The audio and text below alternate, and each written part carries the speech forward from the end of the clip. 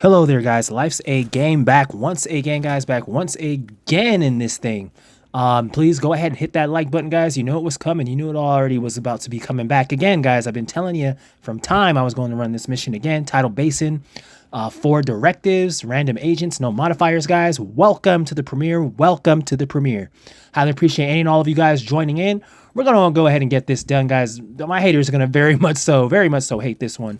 But what more can I say, guys? We're going to go through it. Life's a game, Division 2 God. Let's get right back to it, guys. Let's get to this.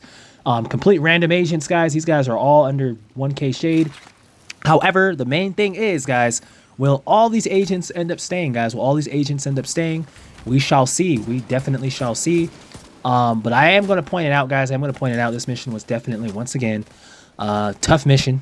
Never easy, guys. Never easy. These things are never easy.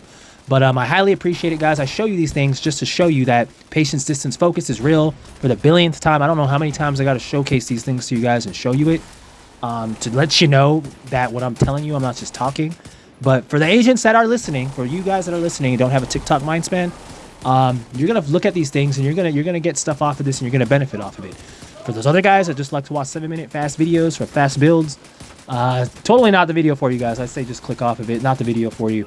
Unless you want to, you just kind of want to watch and be dazzled by it. It's cool. But if you're actually watching this, trying to learn something or thinking you're going to learn something in 6 minutes, nah, this is not the video, guys. You got to go back to one of those other creators you watch. So with that going, let's go ahead and get into this. So we're starting off here, guys. Tidal Basin, 4 directives. Welcome to the premiere. I appreciate any and all of you guys joining in. And the agents we're starting off with right now, guys, as you see us staying back down here, I was just kind of telling them we got to use the hill as cover. You always want to make sure that you continuously use the hill as cover because these guys, they'll pinpoint you. And with all these goddamn directives on, it doesn't make anything any easier.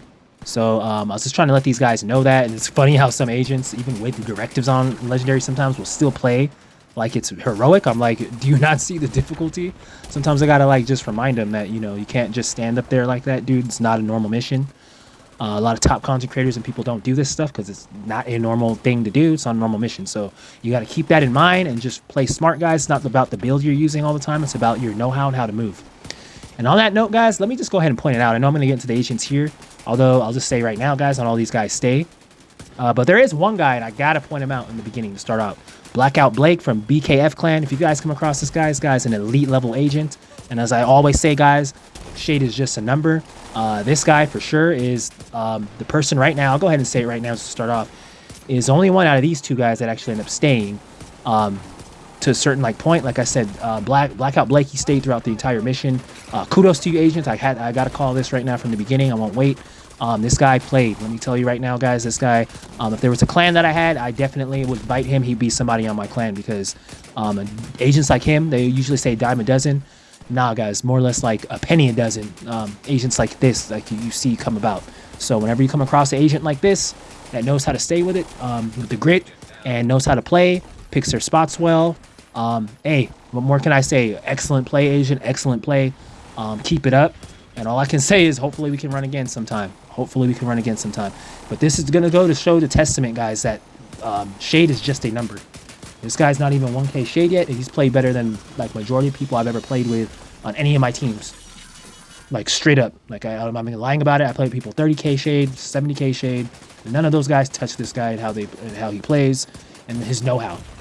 So we're just gonna leave it at there, guys. And that's just facts. You know, all I can do is be honest. And my channel's real. Real recognizes real. So continuing on that note, guys, we're gonna keep watching here because what we want to do is keep cover in this hill. We want to totally keep cover in this hill. We have other agents from SLR Clan, Lil Rowan, and we also have from DAD Clan, Crazy Horse, 211. I guess these guys were solid enough to start off, but as I said, guys, no agents ever usually end up staying throughout these missions.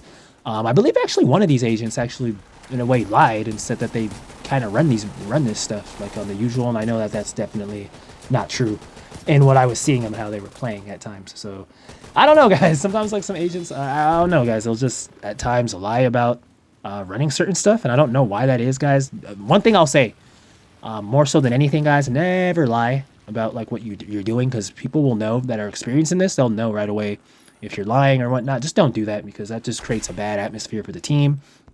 It's totally not something that you want to do. You guys all want to be on the same page.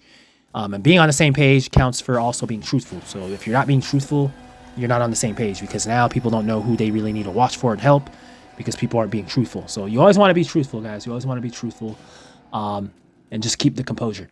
So you see us, we got past that first stage, guys, and you see me right here showing them. I was just kind of telling them, use this little, these stacks here as, you know, as cover from the enemy. You want to be able to use those as cover, so that when they have drones and stuff coming around, you're not being caught off guard. And that's a key crucial thing, guys. If anything, even in normal legendary, much more so with directives, you want to make sure you're utilizing the area, not just standing out in the open, guys. And that's what I mean when I say pick spots. You want to make sure you're standing in the right spots and getting the right cover that you need in order to be able to best defend against these enemies, and also be able to give them the best amount of damage while being the safest you can respectively be. So there's that, guys. So you're seeing it right here, Tidal Basin 4 directives, guys. It's premiere. It's always great to bring you guys this stuff. I know I haven't been on here in a bit. Do apologize for it, guys. It's tough. You know, I've been going through some stuff. I haven't been the best. I'm going through some illness, guys. Getting some stuff done, getting some doctor's appointments done and stuff. So I'm getting back on it, guys. And the more I get back on it, the more I'll be able to bring you. But I know I haven't been on in a bit bringing stuff. So whenever that happens, it's my duty to bring you guys a grand showcase. And that's exactly totally what this is. You're seeing right here, another guy left. And I believe I don't know why he left. I think he was the one, matter of fact, the other guy, 211, whatever his name was, I think he was the one saying he did that. And the way he was playing and moving, I don't know. He just wasn't moving the right way, and he wasn't doing things the right way, and what we want, guys. And one thing you have to be to beat these missions, all teammates have to be on the same page. People can't just be doing their own thing. And I think that's what I was stressing. And sometimes some agents, I guess at times they can't take that. So it is what it is, you know. Nonetheless, guys, we continue on. And that'll happen. I'll tell you this right now, guys. If you're actually realistically looking to tackle, any of these missions like this, I guarantee you, I got to tell you that it's not going to be. You cannot just do what you want to do. You can't just go out there and go in your own spot and say, I'm going to be here and that, and you don't even have a build to do that. You can't just be going anywhere, guys, because you're not going to beat these missions if you're not on the same page. And I'll say that right now, right here, right now, with no remorse at all, guys. You're not going to beat this missions of this caliber if you're not on the same page. You're just wasting your time. So that's what I'm saying, guys. Sometimes not all agents will stay, and that's normal. Running through any of these missions, I believe that's what I was going to say. People are going to leave, and that's normal. That's supremely normal, because never have I, guys, and I can say it right now, never have I started a mission for Directive Legendary of this caliber, at least with Manning Zoo and Tidal Basin. Probably some of the other ones too. But I never really have done these missions where the exact same group I start with is the same group I end with. And it's like never been that. And the reason for that, guys, is that these missions aren't cut out for everybody. You have to understand that. You have to dig deep within yourself and know if you are an agent that can do this stuff. And I'm not kind of trying to say you guys got to do this. You know, it's just a showcase. So if you guys enjoy watching it, hey, kudos to you.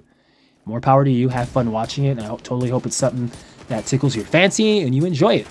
Something that you can watch and enjoy, guys, because these showcases are quite different, guys. But I could say this right now. Get the snacks. Get your popcorn out, because we got a lot more to go. You see us taking these guys out right here. Let's get a little bit more into the mission, exactly how it's done. You see us practice patience, distance, focus, guys. You see us using this ledge on the left as cover. None of us are running out there. None of us are getting ahead of ourselves. None of us are trying to, like, you know, get things done too fast. We're all on the same page. We all see what's going on. And that's totally what you want to do. You want to all be on the same page. You want to just be watching what's going on. You see these drones coming in.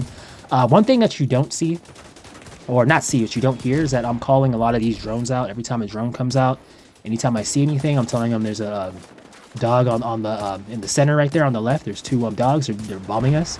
I let them know everything what's going on. Drones coming in. So, like I said, guys, maybe I have to upload one of these one day with my actual commentary in it. But as I said, you guys know what it is. You guys all run these missions. Anybody watching this, you know how this stuff is. So it's like, you know how you gotta call stuff out. It's most likely better to call things out, guys, than to just sit there, because that way all of your team is all on the same page. When you have your team on the same page, that's when you can do the most amount of damage, most coordination, you play the best. And as you're seeing, sadly, it's just me, Lil Rowan, and of course, Legendary Blackout Blake. It's just us, three of us battling 4-man Legendary 4 Directive AI at Tidal Basin, because other guy chose to leave, guys. Do not be that toxic agent that ends up leaving. right in the middle of a mission with your friends, at least stick the room out, stick it out, and then leave at the end if you're going to do that. But when you leave like mid right during it, that's just a slap in the face. That's them saying that they're expecting you or hoping you to wipe. And it is what it is, guys. That's that person's loss. It's sad on them.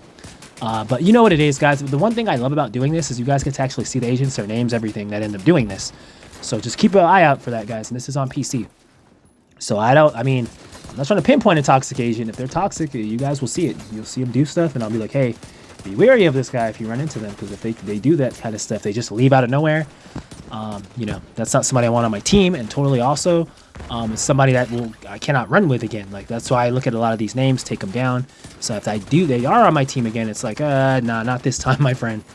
So it just is what it is, guys. You don't want to do that. You don't want to burn your bridge with certain players, and just, you know, you don't want to do that because it's not good, guys. The community's already tight knit, considering the close community we have, considering everybody's waiting on the devs and the game might not be in its biggest state. It's going to be very, very fast. People are going to know who you are when you're pulling stuff like this. So just keep that food for thought, guys. Keep that in mind. Food for thought. So you see us in a distance. They're throwing their decoy out. That's excellent there. You want to just have something, guys, and that's one of the key main things. You want to be using a build, as I always say, that you're comfortable with, and you want to just, you want to just keep back. That's totally the name of the game, guys. You want to keep back, test your spots, see your spots. We do not have the mini map right now, guys. We have it, but it's not showing where the enemies are at because it's disabled for this respective mission. So with these directives, guys, yeah, it doesn't make it any easier. So I'm showing you how to do this stuff. Even if you don't have the mini map, guys, it still can be done. But I would highly, highly, highly implore you to run this mission to the point with the mini map until like you start knowing the enemies and you start knowing how to move, how they move, and which areas you're at, which areas enemies can most likely flank or get around you at. You got to know all that stuff, because trying to run this stuff without knowing all that is just suicide, guys. It's a waste of time and it's a guaranteed wipe. So you totally don't want that. You see us battling out here, guys. You see us battling out here. Can't say it any more than this. You know, you just want to take it all a step at a time. You're seeing drones right there, and that's why I say that, guys. I tell them to watch even being on the side of this thing, because of the drones, they'll hug the side of this thing, and you'll see they don't come all the way around because they're trying to get us off guard. That's why they'll stay as close to this thing as they can and come around, so they'll catch you. And I remember, like, in some earlier days, those drones would annoy me like hell doing that, because I kind of try and stay right there in the pocket on the corner of these objects here, and I try to fight them, and then the drones would come around the corner right there, and they'd slap me a few times, and it'd just get annoying. And I'd be like, you know what? I got to kind of stand off from a distance from this thing and kind of watch for them. And that's why anybody that's there, I tell them to watch. Like Blackout Blake was there. I was telling him just watch for those drones, because they'll come around the corner and annoy the hell out of you. You're trying to like snipe a medic. You're about to kill him. Boom, you get smacked by a drone. So you wouldn't want that. You just have to watch it. You can stand there. It's just about having the know-how as you're seeing one come around the corner there and get me from quite a distance away from the pillars. But yeah, guys. And this part, like I said, guys, certain parts of certain rooms can take long. They can take long. Like I said, it could take some time to be able to get your foot down, supplant yourself, and get stuff going. And that's one of the things I'm telling these agents at times. Just relax. I kept telling them, just keep our composure. Don't worry about how long it's taking to get the thing done. This is normal, considering the difficulty and what we're going through. As long as we just keep our composure and do what we got to do, we should be able to get through this in one piece. Although not the easiest thing, totally not the easiest thing, but we should be able to definitely get through it in one piece. As long as we do what we know we got to do, guys. That's just that's the main thing. So you're seeing us here, guys. We are approximately 13 minutes in, and man, oh man, do we have a lot more to go. You're seeing us battle here, guys. So what you want to do is just rinse and repeat here. I don't want to sound like a broken record. I want to kind of give you guys some key detail of those that are actually watching and highly interested in this and looking to do this same stuff, this same mission. You want to just remain patient here. You see how these guys keep trying to kind of go on our right here, guys, on the center area. They keep trying to kind of flank up as we're shooting down here. You want to keep watching for them, because sometimes those guys can come out of nowhere and just start lighting you up, and you're like, wow, where did he come from? And he's right there on the side, and then these guys are doing this. You can get down to pretty fast. So you totally just want to be watching, guys. Totally just want to be watching at all times. You always want to be watching. So highly appreciate it, guys. Appreciate all of you guys that are here for this magical premiere. I'm glad I could bring it to you. I know the premiere kind of came on a short notice, so it is what it is. But like I said, guys, my main thing is to bring you guys content, bring you guys, fire and flame. And as I say all the time, guys, I'm not somebody to just bring videos out all the time and just pop videos out. Like, a robot every like day. You know, that's not my thing. My thing is when I bring a video out, it's going to be something, then you're going to see something done. There's a reason. You know, I'm not just going to, I was thinking about that a lot. And there's a way you do about it, guys. You can go about it. You can drop videos a day, every day. I guess certain content creators drop videos every day, but if it's not informative videos and it's not anything that's major, it's like I don't see the reason in doing it outside of maybe just filling your pockets, I guess, with more money or trying to get your paycheck higher. I'm just not about that, guys. Real recognizes real. I want to be able to show you guys something that's actually unique. If I'm going to bring a video out, it matters, guys. So those of you guys that stay, that don't unsub, highly appreciate you guys. You guys are my real fans. I know I'm going to get a lot of fake fans. It happens. But like I said, guys, it is what it is. Hopefully you enjoy this. And like I said, just take notes, guys. What more can I say? Take notes and understand and know that patience, distance, focus, PDF is real. And I cannot stress it enough. I show you guys this stuff all the time. It's like a broken record. I don't know what else to say. So just don't have a TikTok mind span and you'll be able to get this done. You know, it's not going to be something fast and in the microwave that you can do. That's not how it works.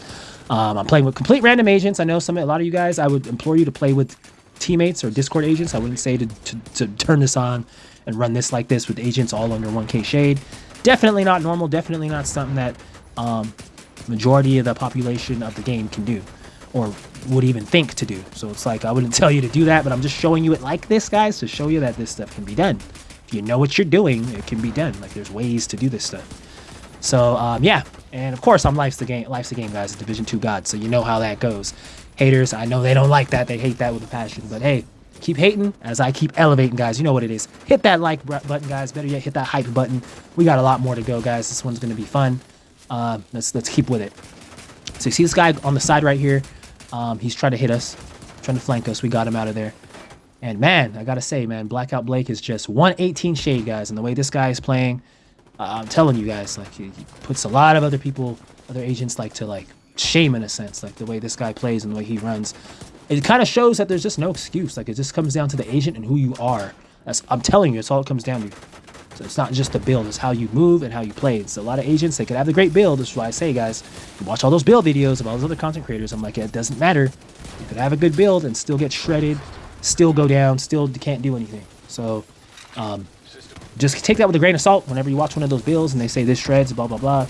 Take it with a grain of salt because that just using that build alone is not going to guarantee you get through anything, much less the first phase of the room. So keep that in mind, guys. I don't know how many times I got to say that, but I totally know I got to say it because there's a lot of agents that don't understand that. They think it's just the build. They think it's just only that, although you do have to have a build. You can't have a potato build, but more so than anything else, guys, I always say it's your movement and know-how of the game. That's literally what it is. So you're seeing us battle right here, guys. You're seeing us keep back. You've been seeing it, guys. It's been nothing like I don't think it's been anything like too much over the treetops that you guys don't know.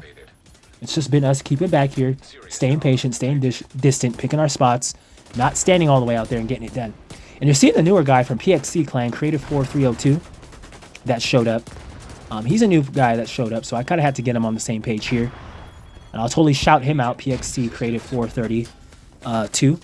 He actually does stay with us for a bit, but I'm going to let you guys go ahead and watch the video. I'm not going to go ahead and just say anything about that. Hint at anything, you know, you guys got to watch it. But I had to just say Blackout Blake does stay with us. And Creative4302, he's also an excellent agent from PXC Clan. You guys see this guy? You want him on your team. You want to friend him. You want this guy. This guy's somebody you want to run with. This guy has extreme grit, and you'll exactly see why I'm saying that as this mission continues, as this mission goes on. So I can't say that, guys. Whenever I come across a great agent, I cannot hold it back for too long. I got to let you guys know what this guy was and what he was doing so that you guys can pay attention to how they're running and just see things. Although there are some parts where I have to tell Creative4302 to kind of just keep back because you're seeing him kind of running there right there. And I don't think I was watching him there when I was playing it here, but something does end up happening and I'm like, hey, you got to keep back. You can't be going in there like that because this is a different mode and these guys will pick you off fast. It won't take long to do that. And if you're not in an area where us as a team can help you, you're detrimenting us. Not only are you detrimenting yourself, but you're detrimenting us as a team. You're putting the entire team down because now we got to fight 4-man AI with just 3 people. 4-man legendary, 4 directive AI with just 3 agents. And you don't want to put yourself in that position. So everybody should be on the same page. Everybody should be around each other. And that's one part where Creative4302 did not you know, execute well in that sense there. But like I said, he came into the mission new at this point, and he was learning, I guess. And hey, there's always a leeway. To always give agents a pass for that. When they're new to the mission and they don't know and they're just trying to learn as they go. And this guy was doing great. He was excellent. He learned a lot as he went. A lot, guys. And the grit, you can't teach grit. You can't teach grit. You can't teach passion and wanting to win. Like, you just cannot teach that. It's something either agents have or they don't have, guys. And sadly, unfortunately for missions like this, you have to have that. Because it gets to certain points where it's like, it's either we're going to do this thing or we're not going to do it. It's just as simple as that. And these guys rose to the occasion, guys. Not any agent can do these missions. I know I might make it look a little easy at times when you guys are watching this, but it's not like that. It's totally not like that. You got to like be ready for it. You got to be all in on it, guys. So you see us just doing that. You see the game fogging up on us. That's tough. That's never easy, guys. Game's fogging up on us. It's already this hard, so now our vision is limited. So if we had any snipers or anything like that, it'd be a little tougher for them to be able to see some enemies. But nonetheless, guys, I was telling them, take it a step at a time. Don't lose your composure because of the fog. Let's just keep doing this. Let's keep back. And let's take these guys out. So you see us continuing the fight here, guys. We're moving in and out.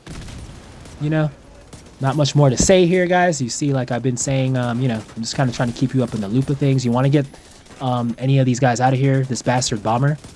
I was putting my assault drone on him because I know what he's trying to do. He's just trying to bomb spam. And some of these bastards have the audacity to try and walk right up to you in your face. Like some people will try and walk up. Like you see this little box right in front of me, this little area on the right. You have some of these guys try and go there, hide, and then drone spam. Like they'll try and get right up in your face. So you're seeing this chunga coming. I was telling these guys, this guy's the top priority. We gotta take this guy out. All the other little bastards are gonna follow him because every time this chunga pushes up, everybody and their grandma pushes up. So I was telling them, let's just get back. Let's be distant on this guy. You're seeing Creative 4302 go down there. As I said, these guys were learning. He did have a revive hive, so that's good. I was telling him, we got to get back here, guys. We got to get back. And as you're seeing right here, guys, that's an example. You saw how Creative got up, and you saw how fast he went back down. So I'm saying, that's why I say you got to pick your spots, because if you don't do that, that's how fast you can go down again. Like, it's not just because, oh, you go down, you have a revive hive, you can get back up. Some agents think if they have a revive hive, oh, I'm good. I'm like, no, it depends on the situation, because you could have a revive hive, and all that's going to do is just let you get up, and they're just going to relight you back up, and you're going to die again. You can't get away. Like, you're too close. There's no way you're going to be able to get away now. So that's why I say you have to know when to move, because if you don't know when to move, that could be wipe. So I'm saying just you have to know when to move, guys. Don't make it be too late, because that's what will happen. What happened with Creative. Nothing against Creative 4302, excellent agent. But like I said, that stuff can happen. That's why I'm saying that's able to happen, and that's why I was telling these guys we got to be able to move like quicker. We have to be on our toes a lot faster, because if we're not, we're all gonna get done over like that. So it's like, you know, I'm just letting them know, guys. It's the little things. I keep telling you, it's the little things of these missions. It's to know how, patience, distance, focus, and that's why I put distance in it. You always want to be distance from the enemy. You never want to be right up in the enemy's grill, because if they kill you like that, that's what's gonna happen. You're going to come back, and they're just going to light you up right there. And the enemies on Legendary, you're not getting away from them like that. If it was Heroic, he would have been fine. He would have been able to get out of that and roll and probably most likely get back. Depending. You know, but challenging and all that, yeah, you could do that. But on Legendary, guys, it's much less with 4 directives. Maybe with Legendary without directives, he might have been able to maybe scurry off just by the skin of his nose. But on this difficulty, guys, that's what I'm saying. When you're doing missions of this caliber, you have to be on your P's and Q's at all times, 100%. Because if you're not, you're going down. You're guaranteed going down. It's not no if, and, or but about it. So you see us right here. We're keeping this bomber guy off. So you see me up here. I'm just trying to kind of hold the line up here. I'm just trying to kind of dictate the pace right now. I'm trying to not make any of these guys out here comfortable. You're seeing Blake there, taking him out on the right. We're getting it done, guys. We're getting it done here. Solid agents. We're getting it done. Solid play. This is what you want to do, guys. This is what you want to do. You want to keep your composure. You do not totally want to lose your composure. You want to keep your composure. You see us doing totally just that here. As we're getting into this foggy, misty one, guys. I could just about see it, but man, it's tough being able to see these enemies in the fog at times and being able to get a clear shot on them. But what I can see is clearly is a like button, guys, and you gotta smash the hell out of that if you're enjoying this, because we got a lot more to go. As you're seeing this chunga come out, and as you're seeing the reinforcements heat up. So right here, guys, this chunga, this bastard, you're seeing him go all the way to the left. And I was letting them know, hey, this guy, he's trying to pull a fast one on us. He's trying to go to the left and sneak up. So I'm like, keep an eye on him. And as you see he's going there, notice this guy, this bastard, drone spammer right here to the right. You see how these guys are trying to push up when this Chunga's around? They're trying to get us off guard so this Chunga could come around the corner and catch us. So the entire time we were fighting these guys, I was saying, watch for the Chunga, guys. Let's deal with him. And I was like, let's just keep back here. It's like, because the Chunga's coming around the corner. So I was more or less just letting them know, hey, yeah, let's just kind of, let's keep back here. Fight these guys off. Fight these guys off from a distance. And let's get back because these Chunga's coming up. My main thing was a Chunga. I wasn't even focused on these guys, really. I mean, the medic's there. But I was like, we got to watch this damn Chunga. As he's trying to come up behind us and sneak up and get us. So I was like, we got to take this bastard out. And that's what my team was mostly focusing on. And as you see, this guy's pushing up. All him and his friends are going to push up. All these guys are going to push up. The only time these bastards ever get bold is when they know this Chunga's coming up. And that could be a huge problem. So I was saying, let's just take the fight. Let's take the fight to him. Let's back up. Patience, distance. This is distance here, guys. This is how you do distance. You don't have to be up in the enemy's grill all the time. They're thinking they got the upper hand on us. You see them trying to cement themselves. But I was like, guys, as you see me throw my nade at that point to get the tier 7 overcharge going, I was saying we got to take this Chunga out. Once we get this bastard out of here, we can focus on all those little henchmen and deal with them. But the main thing we got to do, more so even than the medic right now, is take this Chunga out. He's the biggest threat. Once we get him out of there, we can move. So you guys want to pay attention to that. Anytime there's a Chunga coming, I know I do say medic is first priority, in which they are. But if anytime there's a Chunga like this pushing up on you, he's first priority out of everything. You have to drop everything and take him out and get him out of there. And that's what we're doing here, and I'm doing my best with it. My beautiful Liberty here. Blasting at this guy. Getting a lot of health off of him. Getting like between 700k, 900k like per shot. At times 490 something with weaker shots. 300k something. Just depends, guys. But like I said, as the mission goes on, like I said, we get more. Like I said, you want to be able to damage these guys and take them out. See me getting this drone spammer bastard out of here. We don't want him in here. Want to get him out. Okay, he's out. Did we get that Chunga out? I think he might have walked off. Or actually, no, I believe we got him out. But you're seeing this bastard heal drone is right away trying to come out here and trying to re-heal him and get him back up. You don't want that. You see that little bastard? He went right there to the Chunga, tried to get him back up. That's why I say these little crappy medics, you want to get them out of there because they just make everything worse. So I was telling them, take that medic out. He's the next priority. He's the next Chunga right now. Take him out. He's got to go. So I set my assault drone after him as I'm attacking this other bastard to ensure he doesn't try and flank on us with the nades. And we're getting this medic out of there. We got to get him out. I was telling him this guy's got to die. Because all he's looking at is trying to revive that Chunga back and make our thing a living hell and try and wipe us. So we got to get this bastard out of here. And that's what you want to do, guys. You want to make sure that you're getting all the key enemies and making sure that they're not causing problems. You see this bastard trying to run around us and try and flank? See this? He's trying to run around, trying to make it hard. I was like, not today, my friend. So you see him trying to light me up with his primitive bullets. Can't really hurt me with this build. So it is what it is, guys. That's what I'm saying. You do want to have a build. But like I said, medic down. So that's excellent. So we got the Chunga and we got the medic out. So now I was saying we can push back up and continue our job. Now that that medic's gone, we cut their throat. Their life support, then they can't revive themselves. So all we got to do is work patiently and take these guys out now. And do what we've been doing back to square one. So as you guys are seeing right now, it's all just a process, guys. All this is just a process. If you know how to run and you know how to move, it's all just a process. And you see Lil Roland down there, he said we could try to revive the other guy. I think that was from some time ago. But on that note, with him saying that, you never want to try and revive anybody on Legendary, much less this difficulty, unless it's good. Because if they die in a bad spot, that will just put the whole entire team in a bad spot. Next moment you realize somebody else dies because they're trying to revive somebody that died in a bad spot, and that just could lead to a wipe. You don't want that, which is why I got to go back and say, as I say all the time, when you die on these difficulty modes, if you're on a team, you're detrimenting the entire team when you die. You're not just hurting yourself. And I know a lot of agents that can seem like pressure, and that's why I say that these missions aren't for everybody, because you have to be on your P's and Q's when you're doing these. You can't just be making mistakes like that, expect to be helped and cleaned up. It's not challenging, it's not heroic, guys. You can't just do a major mess up and then expect that everything's just going to be okay. It's usually not how things go. You might see some of my guys go down, but I'm very knowledgeable in this, guys. It's my second time actually doing this. Legendary Tidal Basin 4 directives, beating it. So it's like, if you don't have somebody that's knowledgeable in it like that or whatnot, it's most likely 100% a wipe. So that's why I'm saying you don't want to be playing like that. You guys want to all totally be on the same page. What more can I say? What more is there to say? So you're seeing it right here, guys. We're finishing up the room. We're cleaning it up. You saw that entire showcase there, guys. We have to kind of run back on our back foot. That was distance, very much practice. In the patience distance focus method, that was distance. That's how you use distance. You get away from the enemy, supplant yourselves, reset yourselves up, and get things going again. That's how you do that. So I was telling these guys right now, nobody run to that door over there. Wait for everybody to be ready, because there's going to be not one, but two chungas pushing up on us there. And I already knew, guys, kind of right here, going in, I kind of knew that considering how we did everything in our DPS, there's no way in hell we're going to be able to stand in front of that door and stop those two chunga from coming out before they get out. So I was already telling them from right here, we're going to most likely have to run all the way back, as you saw me point earlier there, to the back of the room. We're going to have to run all the way back there and just do the same thing we were doing literally just before and take these guys out. That's what I was letting them know. So I was like, let's go ahead and get through this door. I was just kind of trying to tell them here, guys, you got to be all on the same page before we start. You see a little Roman saying R ready.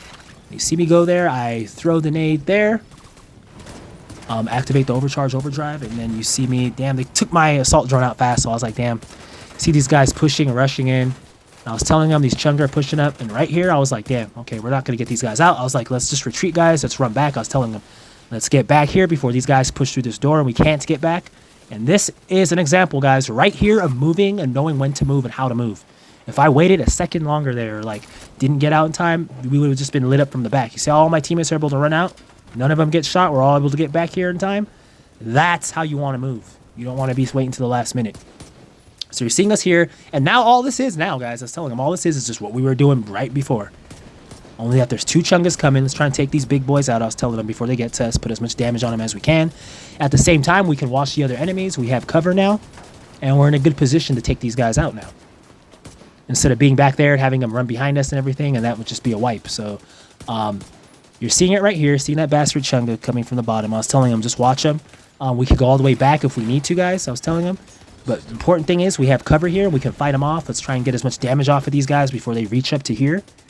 Take as many of them out as we can. I was telling Creative to kind of back it up. Once again, he's a little close out there. I was telling him, you got to back it up, my friend. You can't be up there like that. That's not going to work. You got to like that. You got to pick your spots. So he was learning, guys. This agent was learning, but what I could say about this agent is that he did learn and he did adapt, and not many agents do that. So I was telling him, let's get back here, guys. We got to get back here. We got to fight him from back here. They reached up here. We hurt him as much as we could. I wish we could have done a little more damage on him, of course, but we could only do what we could do, guys. So you're seeing this bastard chunga come around. I was telling him, once this guy comes around, let's light him up. You're seeing Blackout Blake saying my decoy is doing huge work on the distract. It definitely was. You want to have great things that can distract these guys. That's why I say Blackout Blake, he was playing well. He had a decoy. You want to be using something that can help. So you see me kind of trying to nade the hell out of these guys. Just kind of try and make them stop. You see us, we're able to get good DPS on this guy right here. And I was saying we got to take these guys out. You see that bastard backing up as the other one comes in. And hey, guys, however these enemies want to take it, we got to give it to them. So you see the other guy trying to switch up and come up. So I'm like, we got to light his ass up now. This is how it goes, guys. And you see me backing up here. So distance once again, guys. Distance once again. We got to distance it. Nothing wrong with this, guys. Like I said, I say it all the time. I'm like, it's how you play. So we're meeting these guys in here. They backed us up from our second spot. This is our third stance. And if they were to do it again here, guys, there's the ditch area we could go to all the way at the back. So it's not end all be all. There's always, with patience, distance, focus, there's always a way. There's always a way for you to create space for yourself. This is us creating space for ourselves. So you see this bastard chunga coming in. You see us taking him out. The other guy's life's dropping like a sink. My teammates are doing a great job there. I couldn't see him on the angle there. You see me taking out, or you see us taking out this other one here. So that's one big boy chunga down. We got to get the other one down. These guys are the threat. Once he's down, voila, he's down. Now all we got to do is clean up his bastard henchman. Stupid little robot here trying to camp. Clean him up. And as you guys are seeing, as you guys are totally seeing, we're handling it. We're handling it. We are handling this thing, guys. We're totally handling this thing. And that's what you want to do. This is what you want to make sure that you're doing. So you see us pushing back up here. We're pushing back up. We're totally pushing back up. You know, I'm telling them, watch this robot here. This bastard's going to try and come with nades, all sorts of stuff. Let's just watch him. Get him out of there when we're able to. I can't see why I didn't throw my overdrive right here. Okay, there you go. Okay, if I'd only throw my nade. I was trying to, I'm trying to get that to tier 7 overdrive because it's at tier 6. You just always, I want to on that as much as possible. You see me, usually I use my assault drone to take these other drones out, but Blackout Blake was putting out a decoy, and that was helping out like with a lot of things going on here. That's why I say, guys, this Agent Blackout Blake, if you come across this guy from BKF clan, excellent agent, guys. I don't know who the BKF clan is, but you guys come across this video, you guys have a pristine agent on your team. It doesn't matter the shade. I could guarantee you this guy's probably the best agent on that clan, despite his shade, from what I'm seeing here, because I guarantee none of those guys on that clan have done a mission of this caliber. And the way this guy was playing, guys, I could tell you this right now. Shade is just a number. It just buys into my testament and goes completely fully into my testament. That shade is just a number. After 1K, of course, I was saying he can get stronger, of course, getting to 1K. But as I said, he reminds me a lot of myself. I was saying the way he's playing, because this is what I was doing when I was, you know, shade 50, between shade 50 and 68. I beat my first legendary mission, which was Legendary Roosevelt, when the enemies were hella bullet spongy. And it took around about like 4 hours to do that mission. I remember that one back then. I wasn't recording like this fully. It was one of my first gaming PCs I had. So it is what it is, guys. But it's like I recognize talent when I see it. Believe me. And this guy, he can run it. He can play it. You guys come across this guy on PC, I'm telling you, you want this guy on your team. You guys just look out for him. Look out for him because he's a great player. Creative 4302, I could say the same thing as far as grit. Or about, not exactly the same thing, but I could say as far as grit, his passion is definitely there, which allows him to stick around and get stuff done and just stay with it when things get hard. Because, yeah, this mission, there's parts where it gets grimy, especially, you know, towards the ending and all that stuff. And you want to be able to stick it out, guys. But can we do it? Can we get there? So you're seeing, and it's kind of funny because you're seeing Creative 4302 go down a lot of times here, and I'm seeing this, just seeing it again. And it's crazy, guys, because anybody can, you can always excel. You can always get better in Excel as time goes on. It just depends on the player you are and what your mindset is. You don't want to give up. So you're seeing these bastards, they're trying to come, they're trying to push on us. I was telling them, let's just take these guys out. They're trying to come push on us. And we're having a lot of that system disruption, that system curtail thing. We're having a lot of that crap at times, and it's like that could be annoying as hell. But there's always a way to get through it, guys. There's always a way to get through it. Just got to take it a step at a time. So you're seeing those bastards bomb me there. And I was telling them, you want to get cover here. Take that guy out. And you're seeing us, guys, there. You're seeing us. We're seeing us take these guys out. And you saw us just practice patience, distance, focus. You literally saw it on display. When we needed to be distant, we were distant. We, of course, remaining patient at all times. You want to remain patient. And, of course, you want to keep your focus. You don't ever want to drop your focus. Dropping focus allows enemies to flank on you. Allows you to not be focusing on who you're supposed to be hitting. You're targeting the wrong enemy when you should be targeting somebody that's much more lethal, maybe a spammer instead of just a normal shooter. You know, so you want to just always keep that stuff in mind, guys. But excellent play by my team here thus far, as we managed to get this other wave out of here that pushed in on us. And that's why I tell teams all the time, the enemy will most likely push you. There's no reason to push in on them, unless, like I said, you have key Discord mates, key clan mates, key Discord agents. Because anybody I've ever seen run anything like this, they're usually running with their clan mates, friends. And I highly implore you guys to do that. I do not implore you to do the same thing I'm doing here, guys. This is most likely a suicide mission at times, trying to run this with just random agents. But my key game know-how and knowledge of this game, guys, I've been doing this stuff at this level. You guys see me do Legendary all the time for a while now, with directives and stuff. So like my know-how and knowledge of when to move and whatnot, it all comes into play. Experience comes into play heavy in these missions. It's literally what's needed to beat them, because you just can't run in any way, guys. And so I guess I'm seeing Blackout saying, he's saying with melee, you think he can insta the robot since it isn't yellow and legendary? I'm not sure if that could be done, guys. You guys can go ahead and post that in the chat if that could be done. If he can melee a robot and it die, if it's not gold. I was telling him, I don't know if I want you to try that. Maybe like if it's dire, like worst case scenario, everybody's down, or majority of people are down, and you're in a tough spot, your ammo's low, or you just kind of want to try it out. What I was saying, I would highly implore him against trying that, considering he could do it, and then nothing happens, and then the robot just melts him, and then he's down. You don't want that to happen. You want to take a strategic, knowledgeable guess. You don't want to just kind of run in there. And I'm not sure, guys. Maybe you can do it. So as I said, somebody post in the chat of this premiere if you are able to, if you know you're able to down a robot with a melee attack, with the shooting robots, not the dog robot, or also could be the dogs. But I'm saying, are you able to down those enemies if they're not gold with a melee attack? That's what I want to know. Like if he has a certain build on, maybe I know the Sweet Dreams shotgun, I believe. Was a gun where you could just hit the enemies, melee them when they drop. But I don't know if that works with robots. So I don't know, guys. I totally don't know. I don't really run that like that. But if it does, that would be quite something to know. So you're seeing us, guys. We respectively got past this area. You saw patience distance focus, guys. 4 directive legendary tidal basin. No modifiers. All random agents below 1K shade, guys. If you didn't see it, you wouldn't believe it. You think I was lying, but you guys are seeing it. So like I said, all I can do is show you guys this. Hit that like button if you're enjoying this, guys. We're 40 minutes in and we have a ton to go. This is not one of those missions. It's going to be just a cakewalk to walk through. Just telling these guys, let's just keep our composure, guys. So far, so good, as you're totally seeing here. And also, to my haters, I hope you guys are enjoying this one too. Because I know you guys are going to be gritting your teeth, clenching your fists. Please try not to make those hands bleed, clenching your fist too much, guys. You know how that goes. So it's like, you know, one step at a time, guys. One step at a time. I cannot stress it enough. All I try and do is just tell agents about patience, distance, focus, and how it works. Some love it, some hate it for whatever reason, but it is what it is. As you're seeing here, randomly out of nowhere, one of the other guys left. And I'll go ahead and say it right now. Blackout Blake and Creative 4302. These two guys were with it to the long haul for the long run. And it's always that 4th agent, guys. You see me say it. I've said it many times before in the past. Always that 4th agent. It's always, for whatever reason, hard to find that last person that's just with the grit and is going to stay. So we have DMR, my eye captain from this clan. I was telling him I'm welcome and just, you know, keep patience, distance, focus. Don't run in because it's harder with these newer guys that just kind of show up. And I'm just kind of letting them know, hey, we got to be on the same page. I let all the other ones that show up know that there's other people that were here that left. And we'll see if you'll stay. If you're of the grit and if you're looking to get it done. So here we go, guys, to the next part. Here we totally go. Here we go. So you're seeing us get it started here. You're seeing us get it started here. What you want to do, I was telling these guys, what you want to do is kind of just keep back on the steps.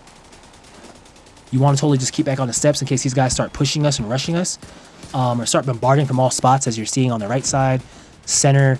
And the stairs are kind of low, you know, going down the area where the stairs, so sometimes you can't see them when they're coming up. We don't have the mini-map.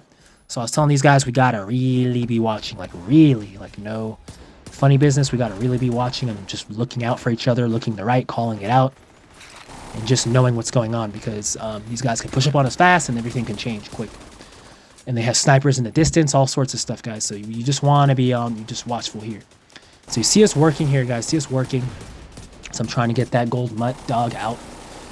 You see him starting to spam drones. I put my assault drone on those, and I was saying, watch for the drones, guys. These guys are going to spam the hell out of those as we're trying to fight them. That's one main key thing, guys. If you're going to be playing anything on Legendary, you want to make sure you have a build or something for the drones. I got my assault drone to keep them off. Blackout Blake has his decoy, so it's like we had some decent stuff that we could respectively use in order to take these things down. And make it a little easier for our team. Because I can tell you one thing, guys. You don't have something that can negate these drones and stop them. It's going to be a huge problem. Because they're going to just keep coming in as you're trying to fight. And it makes it more or less impossible to fight. When they just keep coming in like that. So once you get those on their wraps, guys. I think everything else just more or less flows. So yeah, guys. You want to just make sure you're totally keeping these drones off. And that they're not getting to you. Because once they start getting to you, an issue. But you're seeing us focus here, guys. I'm just telling my team, keep the composure. I'm calling all this stuff out, guys. I'm saying 2 drones on the left. We got them out. You just want to always be on it, guys. You want to be talking. You want to, I mean, no other agents had their mic, but I'm so used to this stuff that they don't, even if they don't have their mic, I'm letting them know what's going on. So there's no way anybody has any excuse of saying they didn't know. My eye captain, you're seeing him all the way up there. I was telling this guy, just don't die in a bad spot because I don't want to have to kick.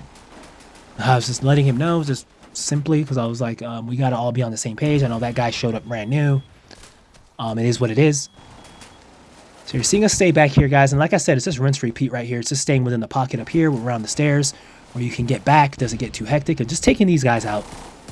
Not seeing any medics. And like I was telling them, if we totally don't see any medics, we're good. That means that there's not anybody out there that we have to worry about being revived. And that's a key thing when you can fight and not have to worry about anybody having to be revived. That's a great thing. So you're seeing us keep with it here, guys. There's still a number of robots out. I was trying to tell them, get these robots out of here. They can't heal. So if we can get them out, that helps out a lot. Watching all the angles, guys, because obviously, as I said, we don't have the mini-map. These guys can come in off the right on us if we're not watching or anything. So it's like we just always want to be aware. It's telling my team. We did an excellent job here of staying aware. And I think that's what you'll want to do. Not think, that's definitely what you want to do, guys. You want to stay aware. And that's totally what we're doing here. So you see that bastard hit me there with the bullet. My shield goes out. So yeah, guys, these directives don't make it any easier. But it is what it is, guys. It is what it is. We gotta just keep with it. And you guys just knew, you knew that I was going to be doing this one again, guys. I've been talking about it. Tidal Basin 4 directives. I did Manning Zoo 4 directives already. That was the most recent one I did again. And now I'm doing this one again. So it's not a fluke, guys. If I could do it 2 times, totally not a fluke. And that's what we're working to do right now, guys. Hopefully you're enjoying it, guys. Hopefully you're enjoying it. Do not forget to hit that like button if you're enjoying it, guys. It promotes the video, pushes it out there, allows a lot of other agents to know how to run this and be able to get familiar with patience distance focus. Okay, so you see right here, 2 agents went down. We're seeing that my eye captain went down and creative 4302 went down. The only difference is where creative 4302 went down, he's near us, so he can be revived. Where captain went down, he's way out over there. So I was telling him that was a horrible area to die in, and that's exactly what I was telling him. We do not want you to go all the way out there like that and then end up dying in that position, because now you just detrimented the entire team. Now we have to fight 4-man legendary, 4 directive AI, guys, with 3 agents. And the medic was there. I was saying we got to get that bastard out of there, of course. So you always want to remember that. But going back on what I was saying, guys, my eye captain, he did a horrible thing here, guys. You don't want to do that, which is why I'm telling you, you can't stand where you want to stand, guys. I don't know why agents don't listen to me. I think I'm just talking to talk, like I haven't done this. And I'm like, dude, you know. And then you see him down there. That's a funny comment. He says, get effed. This ain't that deep. I've done this a million times. What a lie. Oh my God, guys. What a lie. I'm like, why is this guy lying? And he exits himself out. It wasn't that other guy in the beginning. It was this guy. So if you guys come across this, my eye captain on PC, I would highly, highly, highly implore you not to run with this guy, because this guy is just a literal liar. Why he's doing it, I don't know. But I already told him before. Some agents that just have huge egos, guys. Super toxic. You don't want that on your team. This guy, I can guarantee you, he doesn't win a lot of content like this, if ever. As Blake said, then get out, and that's exactly what we're gonna say. Get out of here, cowboy. Ride your horse on out. Door can't hit you fast enough. I might get my pistol and fire some shots on you as you're going out the door. You got to get out and stay out. It's like, why are you lying? That's so sad, guys. When people do that, I'm like, why? I don't know if you guys have ran into anybody like these guys, but I'm like, that's so toxic and so like, that's double facepalm. That's like double L, double loser alert. It's like, why lie? There's no reason to lie about it, guys. And even to show, the fact is that you're face down, ass up.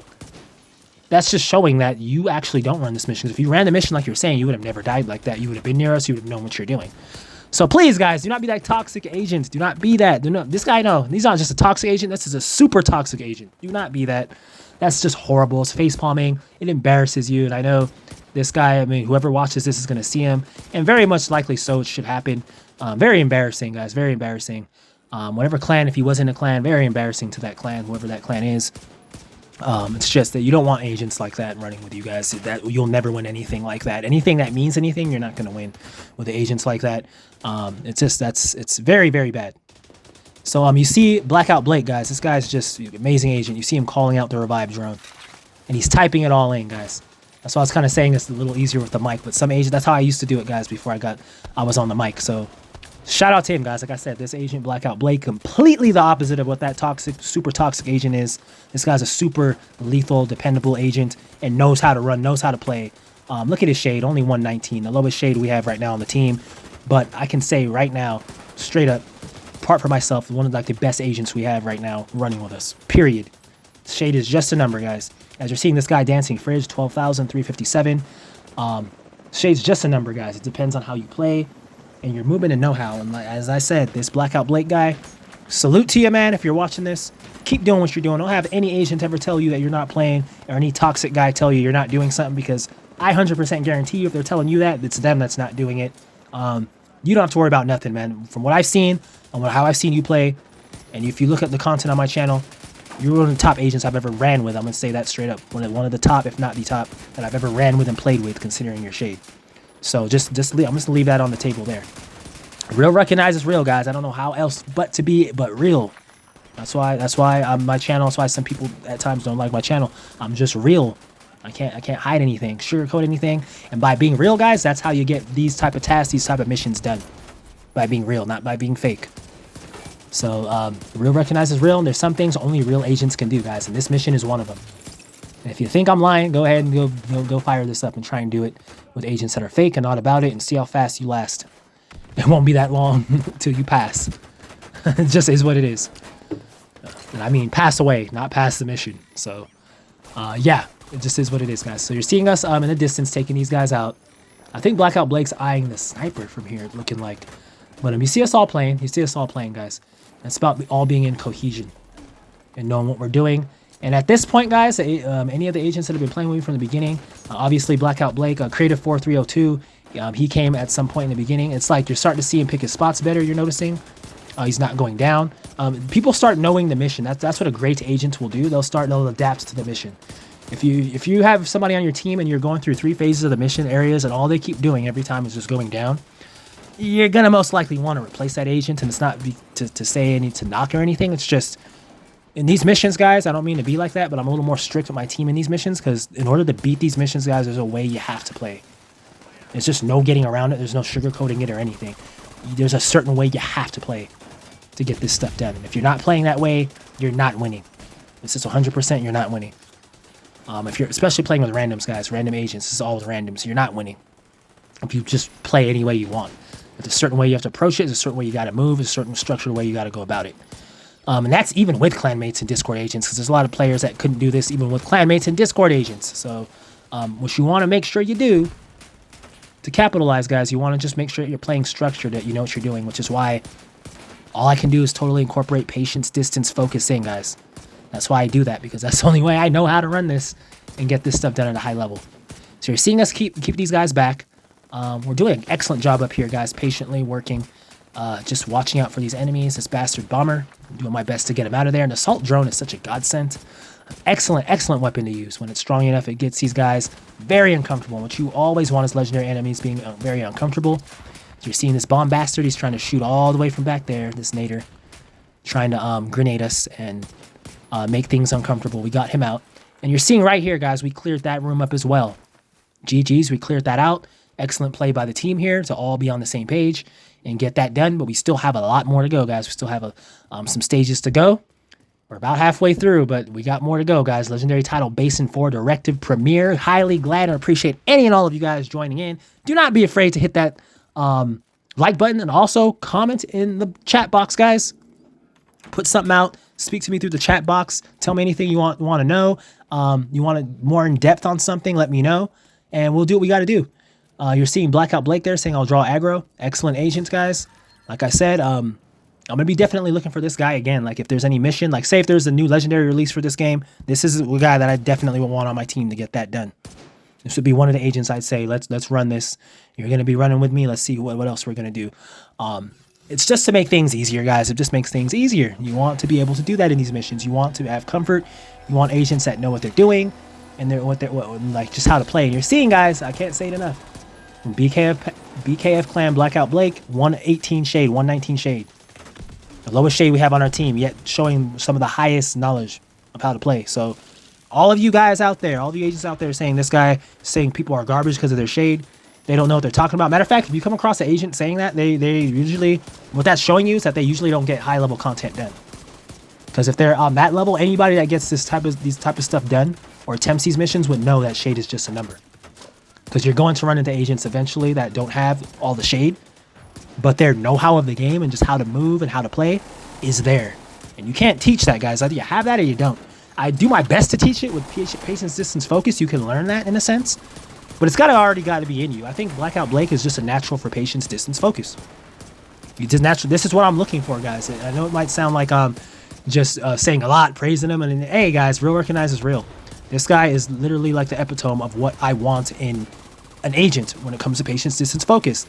This is how all agents would play. If they all practice patience, distance, focus, they'd be playing like me and Blackout Blake. That's what I'm saying. And if everybody's playing like that, guys, what mission do you think you're going to lose?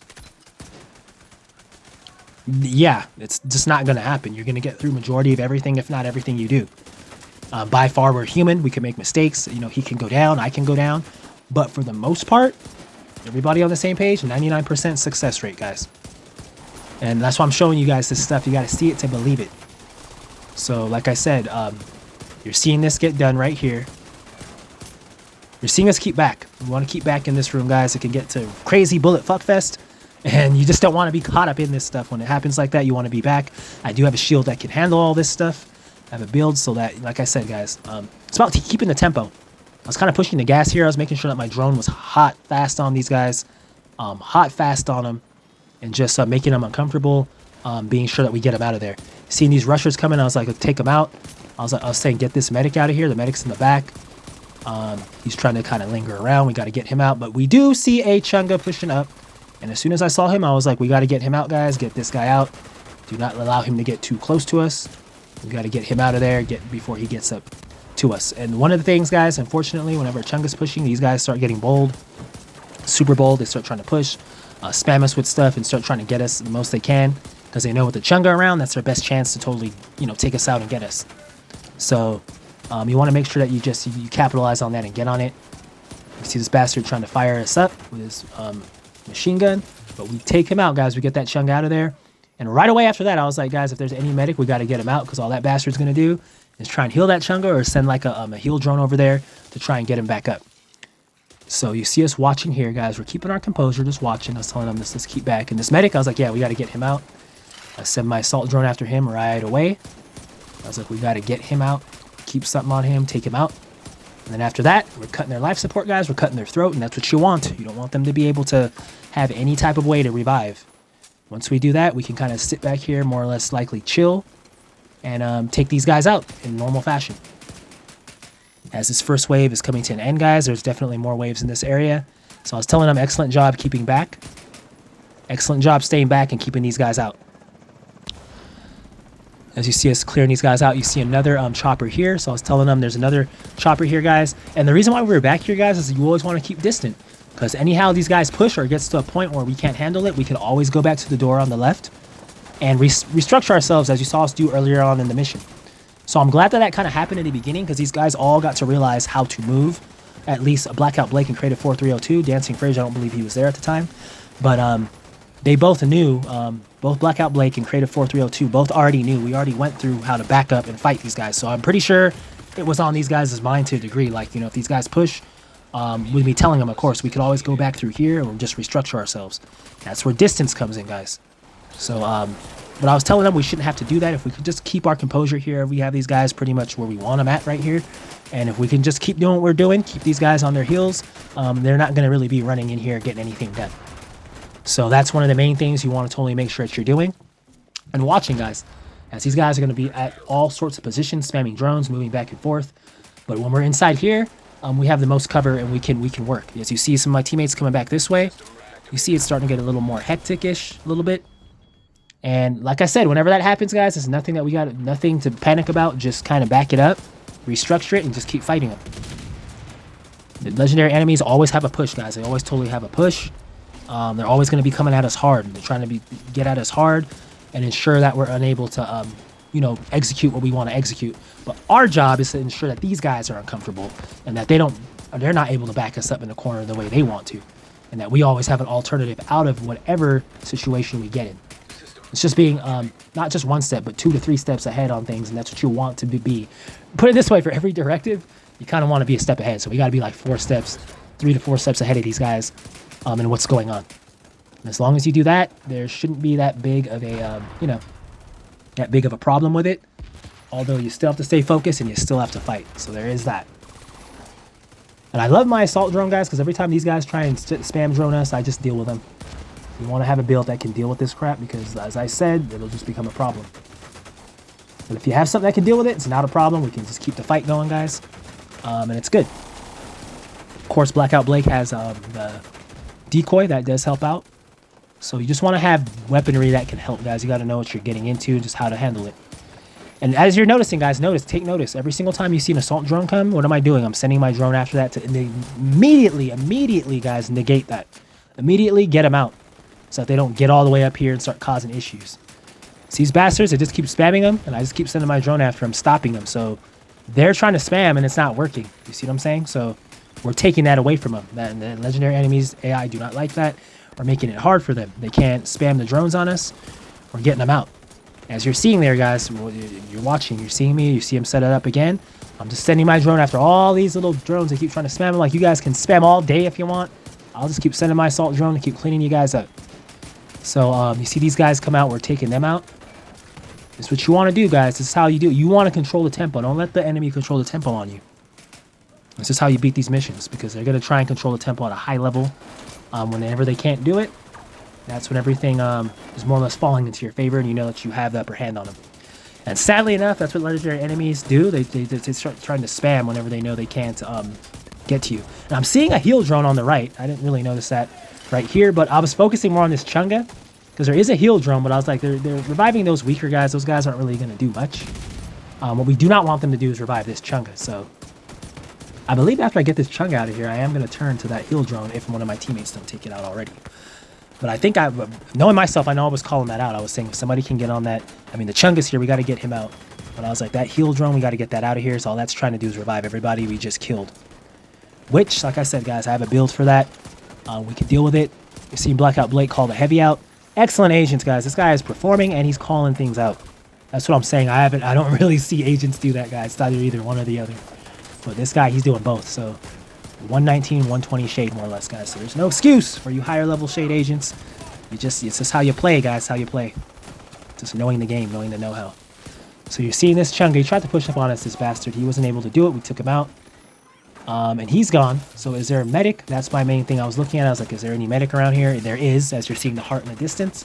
I was saying we got to get this bastard out, as he just revived one of those bastard drone spammers. So I was like, we got to get this guy out of here. You see me coming back. Okay, so the other guy was revived. Yeah, you're just seeing it happen here, guys. You're seeing the medic, and the medic does get cowardly. He'll heal and then try and run back into the fray of the enemies, so it makes it harder to get to him. Nothing to worry about. You know, as he's there, he's still reviving. He's reviving a few, but I was telling him we got to get this guy out of here, because all he's going to keep doing is reviving, and it's going to be like a hamster on a wheel. So we want to make sure we get this guy out, guys. That's totally what we want to do. At 1 hour pushing on it, guys.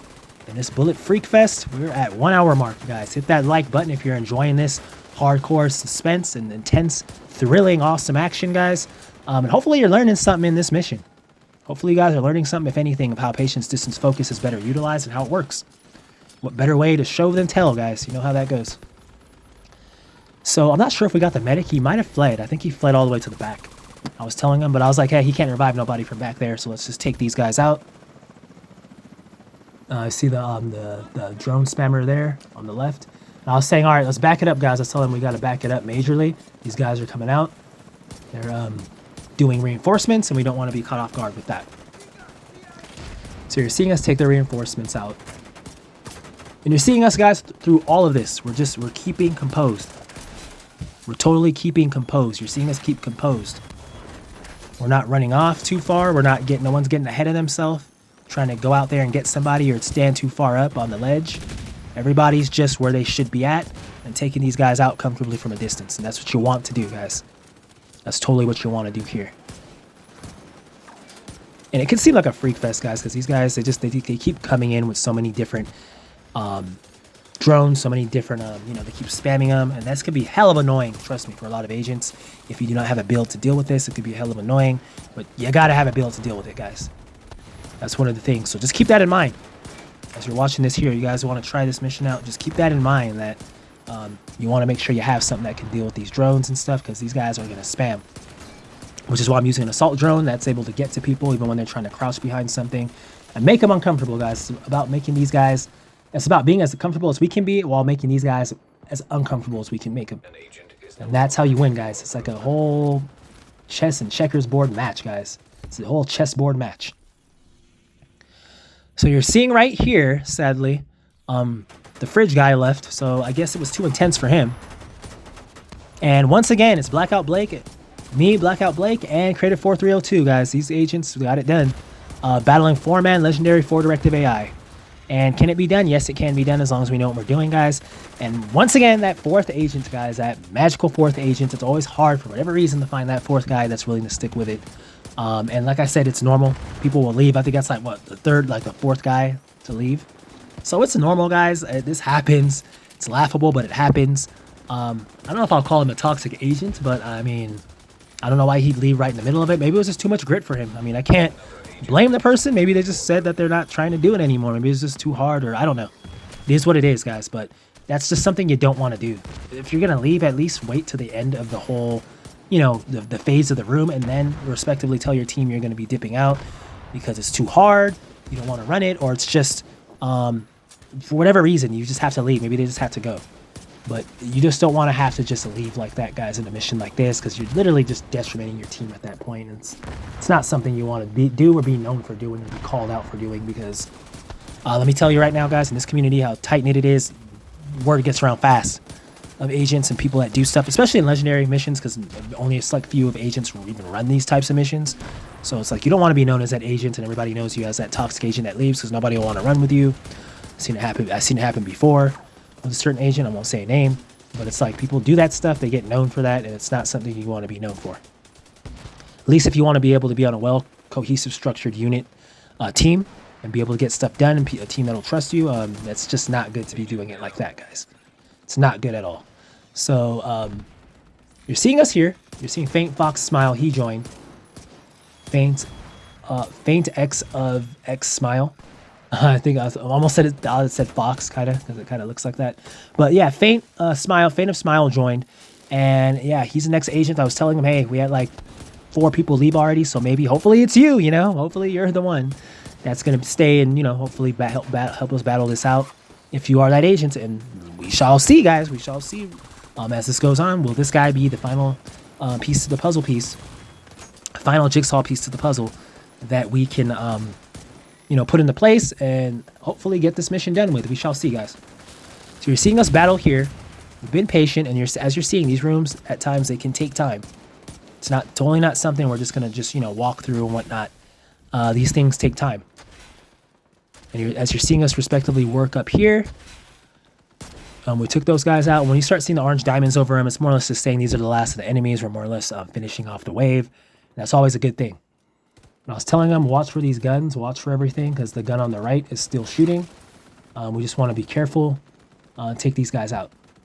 And this is a high level where my assault drone can come into play. There seems there's a medic down there, but I was like, it's not much to worry about. He's more or less by himself. He's not going to revive much. Once we get this thing out of here, they got that gun out, and we get some of these other guys out on the left, we'll be good. So you're seeing us get this drone spamming bastard out. We're taking him out. He is down. And now you're seeing us push up for this medic that's all the way down there. I believe that's a medic. And yeah, that's what you want to do, guys. You want to be able to get them, because sometimes these guys will cower and go back. And you just want to be able to, you want something that can pursue them. A skill that can go after them and make things hard for them. I guess that wasn't a medic, actually. It was an assault person. He did have heals, though. A heal box. But yeah, we took the medics out, and that's always good. You want to make sure you take the medics out. But this guy, he had a stupid little heal box, so we got rid of him. And this part is done, guys. We got through this last phase.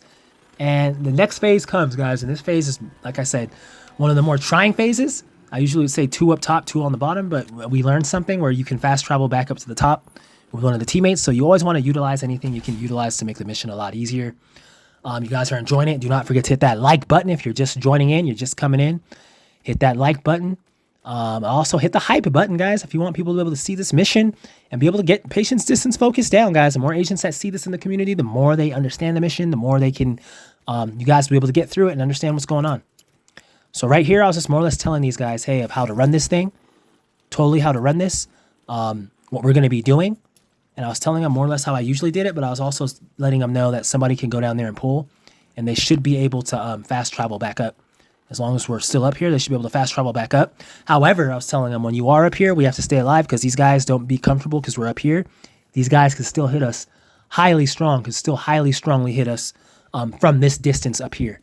So what we had to do, I was telling these guys, is you want to totally just, you want to keep back here. You're seeing Faint of Smile went down there to initiate it, and as you see, he fast traveled back up to us, guys. So this is one way to go about this thing. What I used to do is have 2 up top, 2 on the bottom. And I think that's one of the first ways I did it. The first time I did it, if you watch my first Legendary Tidal Basin 4 Directive run with my alt character, that's how we did it. But this time, more knowledge means more power, guys. I know that we could do that. There's one excellent agent that told me that in the past. Can't remember their name, but they were hip to that. It wasn't. I just didn't just figure it out. They were hip to it somehow, and they knew how to get it done. So that's a great thing. They knew that that's something that could help. So as you're seeing, Creative 4302 went down there, and I was just reminding them again, these guys can still hit us from up here. So don't get comfortable. We're in a good spot. You know, we're in a good area, but we want to be weary and just knowing what's going on. Key thing we don't have to worry about is watching that back door there, anybody flanking. None of that stuff we have to worry about now because we're up here. So that's a great thing. So like I said, guys, you guys that are watching this, you're going to learn things. You'll learn some things watching this. So I say, when we're an hour in, guys, we have to get an hour in to get to this. And one thing I didn't do, I didn't switch to my Stinger Hive, which you see me doing here. As I switched to it there. And I wanted my Stinger Hive, so I was telling them this thing will actually is a lot better for this area right here because these guys cluster up. And if I could send this out there and get a lot of them, put it in overdrive, overcharge, tier 7, and put a lot of pain on these guys, we can get these guys out. As you see their life going down rapidly quick there. And yeah, guys, what you want to have is something like with a radius. So I use a Stinger Hive here because you don't want to, the assault drone's a little too, it's a little too just one-on-one for like an area like this. You want to be able to hit all of them. Totally want to be able to hit all of them. So you're seeing us here. But going back respectively, guys, on what I was saying earlier, was just like, we have to get an hour in to get to where we're at. So that's what I mean. If you have a TikTok mind span and all you want to do is stay on something for a few seconds or like a few minutes, you're not going to see the point where these things are shown and where this stuff happens. So like I said, this is to all the agents that actually are realistic and want to beat this mission and are real. You got to stick around. You got to watch. It's not something, it's not a cakewalk, guys. It's not something you're just going to walk through like that. And I hope you guys are enjoying it. I know there's a lot of people probably watching this that'll never be attempting this or whatnot. It is what it is. I'm not saying every single agent has to do it. But I'm just showing you it can be done. And it can be very fun to watch. So I hope you guys are enjoying it on that note. Very much hope so that you're enjoying it. But you're seeing us keep these guys back. Taking these guys out. Not allowing them to be able to get in. Push on us or get any of that stuff done. So you see them trying to flank there. And their flanking isn't really going to work if we're up here because we're in a good position. As long as we're watching them, guys, because they'll still try and nade us from down there. They'll still try and drone spam. Even drone spamming, their drones can't reach up here. So it's a huge win in this area to be able to be here, but we still have to do our work to take these guys out. Still want to be able to take these guys out, guys. As you see me using the beautiful Revive Hive there. Not Revive Hive, Stinger Hive there. You see that stupid little robot trying to nade us. You see how he's trying to get at a distance so he can put a nades in on us from up here. I was telling him just watch for it as we're getting this robot mutt dog out. Got him out of there. And like I said, guys, that's what you want to do here. You want to just kind of rinse, repeat, and just keep battling these guys. And let me tell you guys, at this part, there's hella waves. There's hella waves. There's a lot of waves. It seems like it's forever. These guys keep like coming, and as you shall see. But what you want to do is keep your composure, not get lost, and always just, you know, not get lost, stay in the sauce, guys. Don't get lost in the sauce, but you don't want to get lost, and you want to stay in the good sauce. So there's that. And also, guys, on this note, you see this window to the right of us up here? There's like a window like with a little, like a curtain over it, a gray curtain on this side. These guys, they can shoot through that window. I was telling these guys, so just watch that. Because sometimes these bastard enemies, they'll go back, like in the room back there. And somehow, I don't know, they'll aim their gun and it'll get through that, as you're seeing little bullet holes on the right there. That little curtain there on the window, they can somehow shoot through that sometimes. So you just don't want to be caught with that either. So I was just letting them kind of know that too. That's my goal, guys, as I'm running with any team, is just to let the team know everything, what's going on, what could be done, what could happen. So everybody's aware. There's nothing hitting somebody out of nowhere and they don't know where the hell it came from. I know how that can be. You're getting hit by something and you're like, where the hell is this coming from? What's going on? And let me tell you guys, these legendary enemies, his aim is like a needle through a thread. So you don't want to have them test them out and pinpointing you, because they will pinpoint you. Even if it's through a small hole, they will pinpoint you. So you want to make sure that you're just on it. You're seeing Big Boy Chunga down here firing on us, and I was telling him we got to take this big boy out. He's definitely trying to make it a lot harder. I was telling these guys, try not to die in any bad area. Get cover from this guy, just kind of take him out. I'm going to take him out, guys. And that's one of the main key things of being up here. We can battle him from down here. From up here, of course, not down. We can battle him from up here. We can battle them down there from up here. And you want to keep your focus. That's what I'm saying. This is the part where focus comes in, guys. Patience, distance, focus. There's patience and there's distance, but this part is where the focus is, guys. We want to stay focused. You see us taking the enemies out. We want to keep our sense of urgency, not start going to sleep, relaxing too much. We want to take these guys out. That's the main thing. We totally want to get these guys out of there. Do not want these guys to be lingering around, being any longer than what they got to stay. So you're seeing this bastard Chunga. He's trying to walk up so he can use his little hive thing on us and try and hit us. I was saying we got to get this guy out. You see me throw my stinger hive down there again. Hopefully it starts hitting this guy, takes him out. It's doing a lot of work there. You see it moving. Okay, so I guess the hive's out there. But one of the key things, guys, about having overcharge is that you see how fast my hive is filling back up while the overcharge was on. It gets the hive going fast. So if you can kind of time it out well, get the overcharge going with your skills, it could allow your skills to replenish fast. So if you're using a skill that takes long on cooldown, if you kind of time it out right and you do it as your skill is ending, it'll just recharge it fast. It'll be able to recharge it quick. So you're kind of using skills in this time span. You can only use the skill once at a full charge of 14 hives. I can do it twice, more or less. So instead of that just 14, we're getting like 28. We're getting 28 rounds of that, and that's huge. So there's also that, guys. I'm giving you guys some gold nuggets on how to run some of this stuff and how to do these things and how to manage it, because it's definitely needed. Any little bit helps. So you see me throw the hive back out there. We more or less have the upper hand on these guys, and you see the medic going that way. We want to take the medic out. And for right now, guys, just for a second, so that you guys just kind of just, hone in, watch on it, see what we're doing here. Like I said, you want to just rinse and repeat here, guys.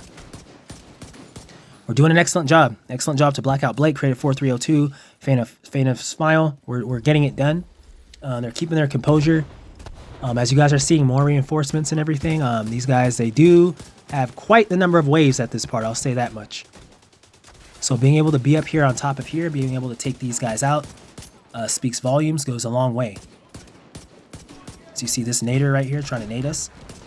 That's why I say we can't go to sleep, because as you're seeing right here what happens, you're seeing him shoot nades at us, and they're trying to get an angle on us, guys, these enemies.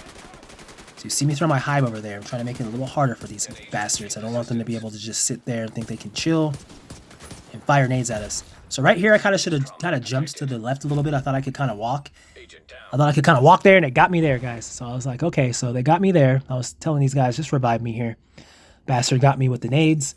And that's what he was trying to do, guys. As you saw him back up there, he was trying to be able to shoot us with the nades like that and get us from a distance. So I have to applaud him. The enemy does work hard. He did work hard for that one. But we got them out. And being up here, guys, it just gives us all that extra leeway to be able to get this stuff done and handle it. So that's also a great thing. You want to make sure that you're in a spot where you can get this stuff done.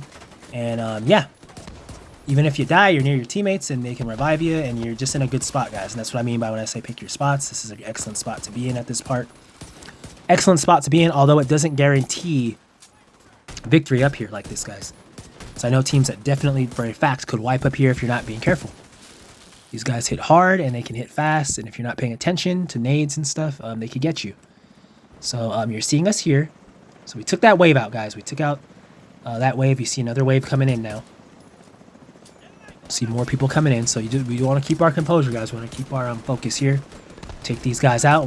Me and my team are doing an excellent job of getting that done. All on the same page, guys. So you're seeing us starting to work a little more in unison here. We're starting to do like a little more. We're starting to be a little more focused. And that's what you need. As I throw my respective stinger hive out there. Get that overdrive going with the nade. And here we go again. It's kind of funny. Blackout Blake, he has like the whole bulwark shield. He's kind of using the same build I'm using in a sense. And he's moving well with it, guys. Moving well with it. Doesn't go down much.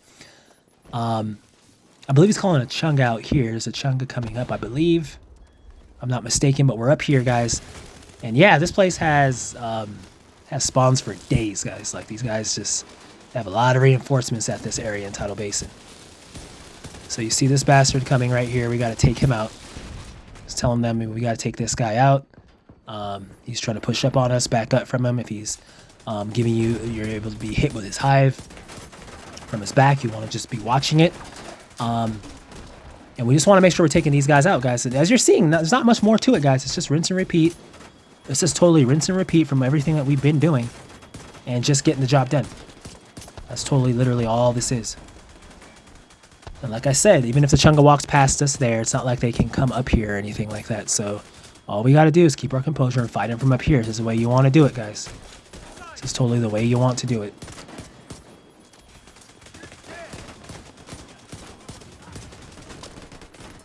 So you see that medic back there? He's starting to he's trying to heal people. So I was telling them we got to get this bastard medic out of here.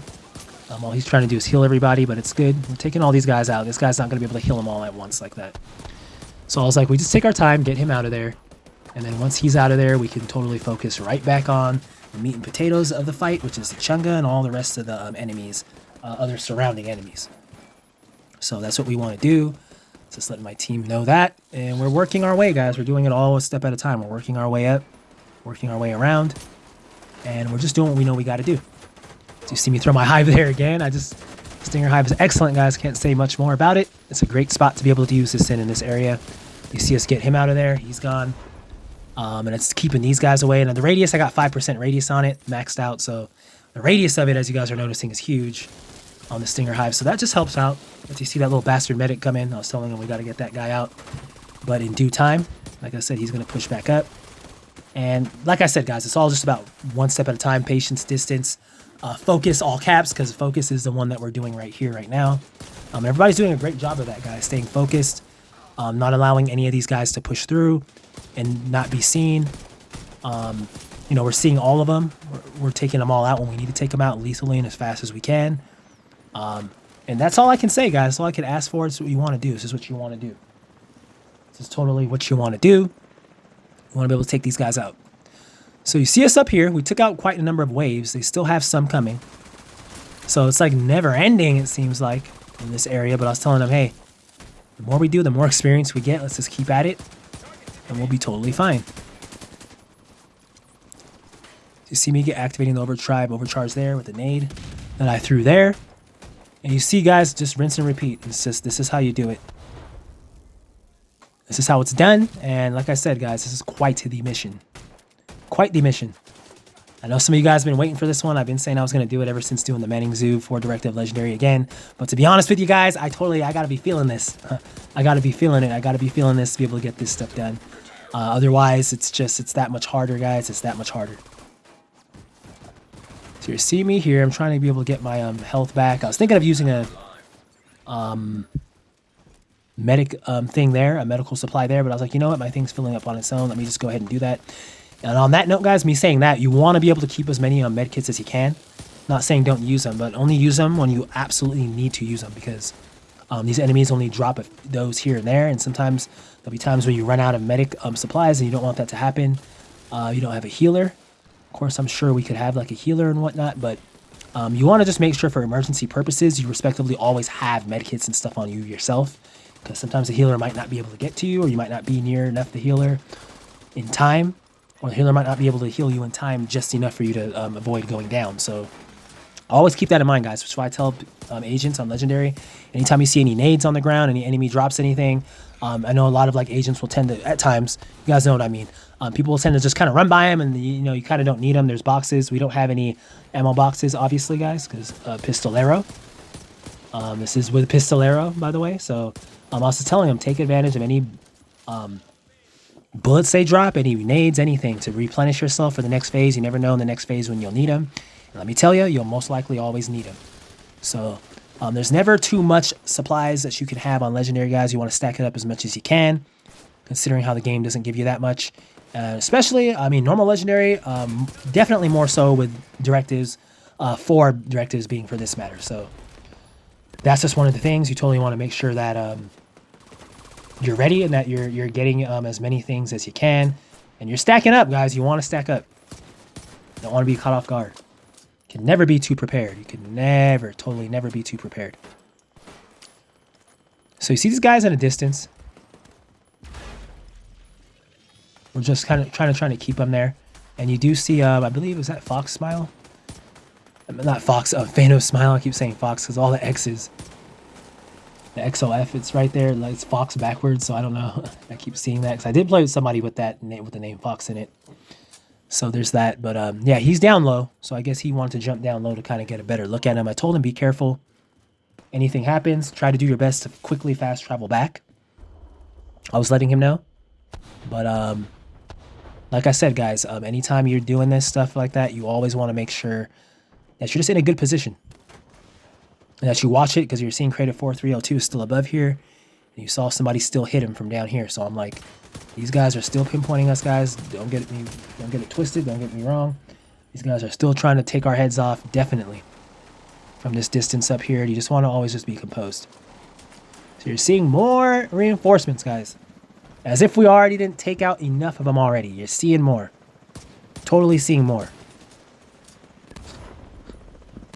So what we want to do is we just want to, like I said, guys, we want to keep our focus here, keep our composure. I believe we have another Chunga coming in, do we? We might.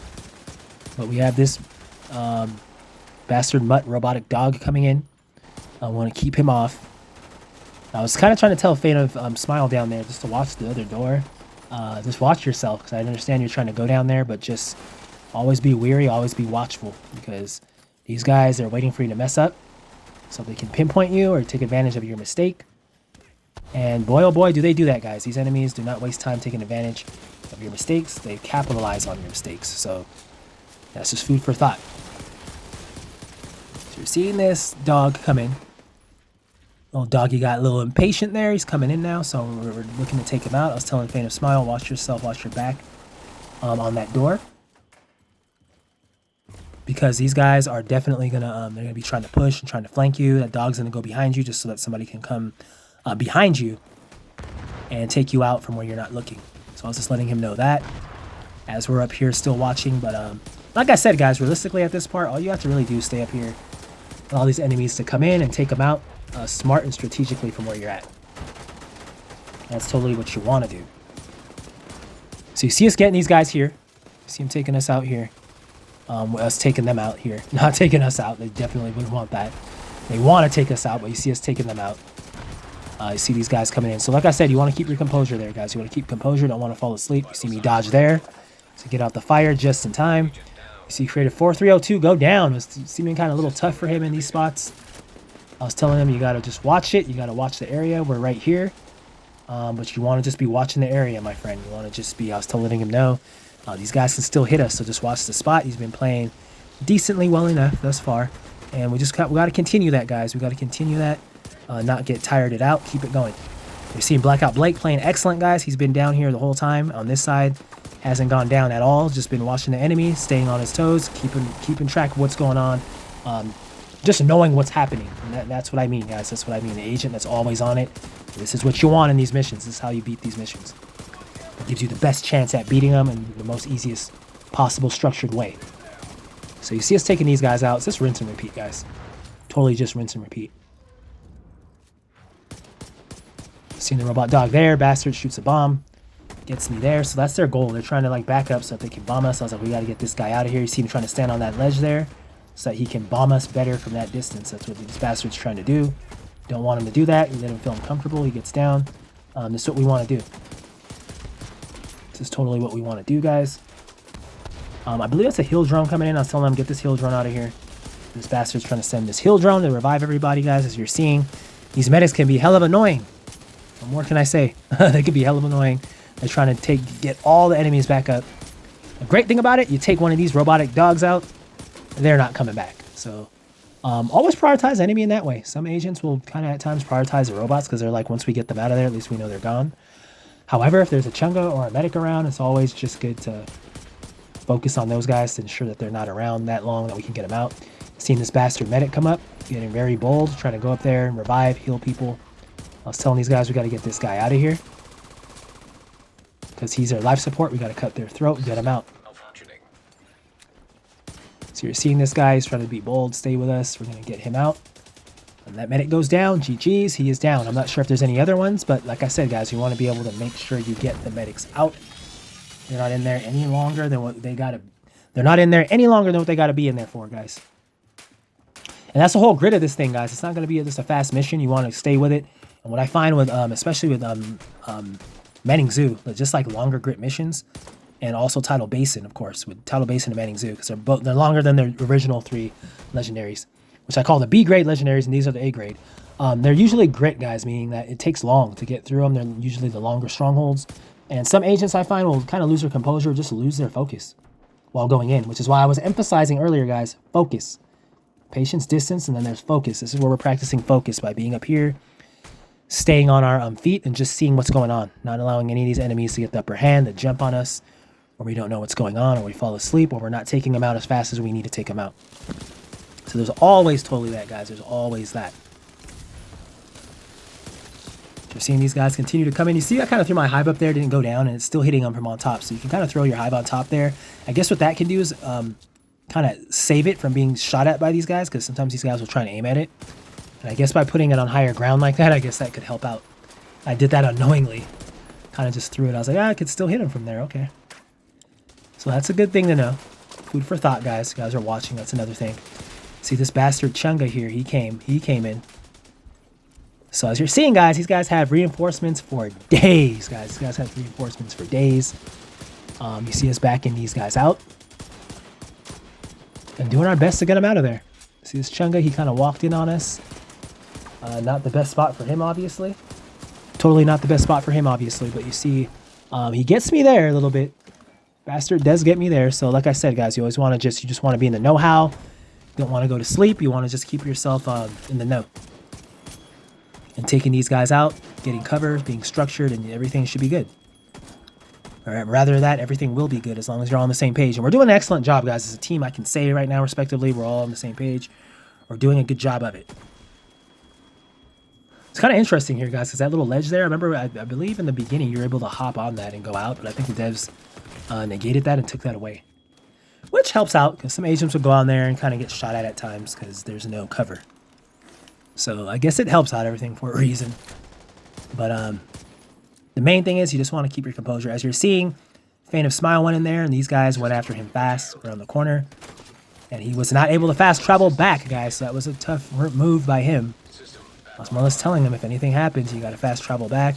They weren't able to do it, guys, because the enemy got too close. So as I said, you don't want to see yourself caught in a position like that.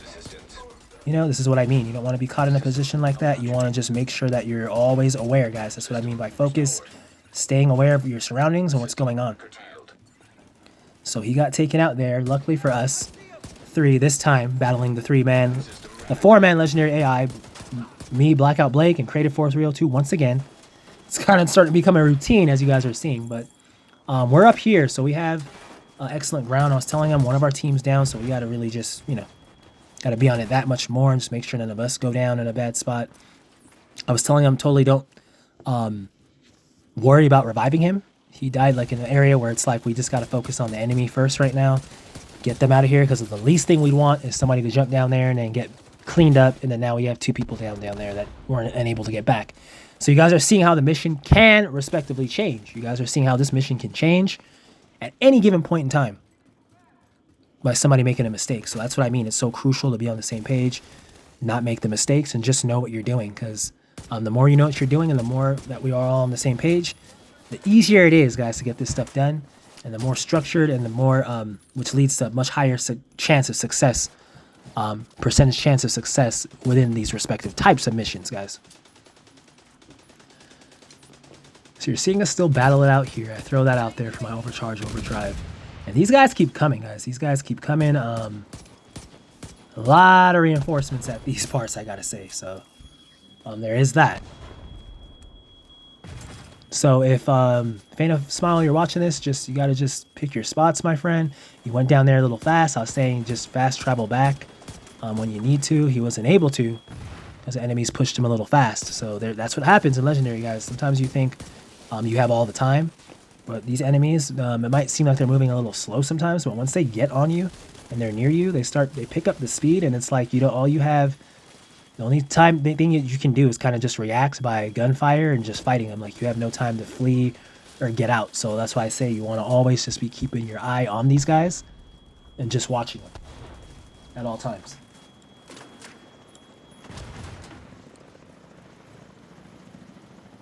So we're doing an excellent job of it right now, guys.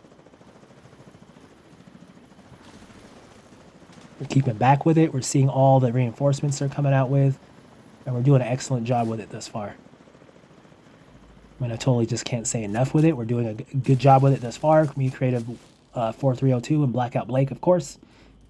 We're doing a great job with it. I was telling him, let's just focus on the enemies. I was telling him, if one of you guys feel to go down there, that you feel you can get him. Once these enemies start dying down a little bit, feel free to do it. But just be very cautious with it and don't die while doing it.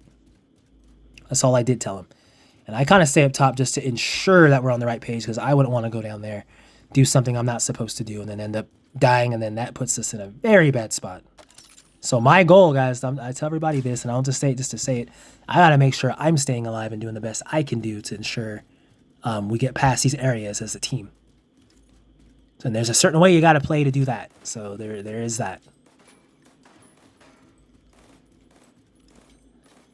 So you're seeing us here, up here. There's not many of the reinforcements coming in. We took a lot of them out, guys. We took a lot of them out. We've been playing focus pretty well.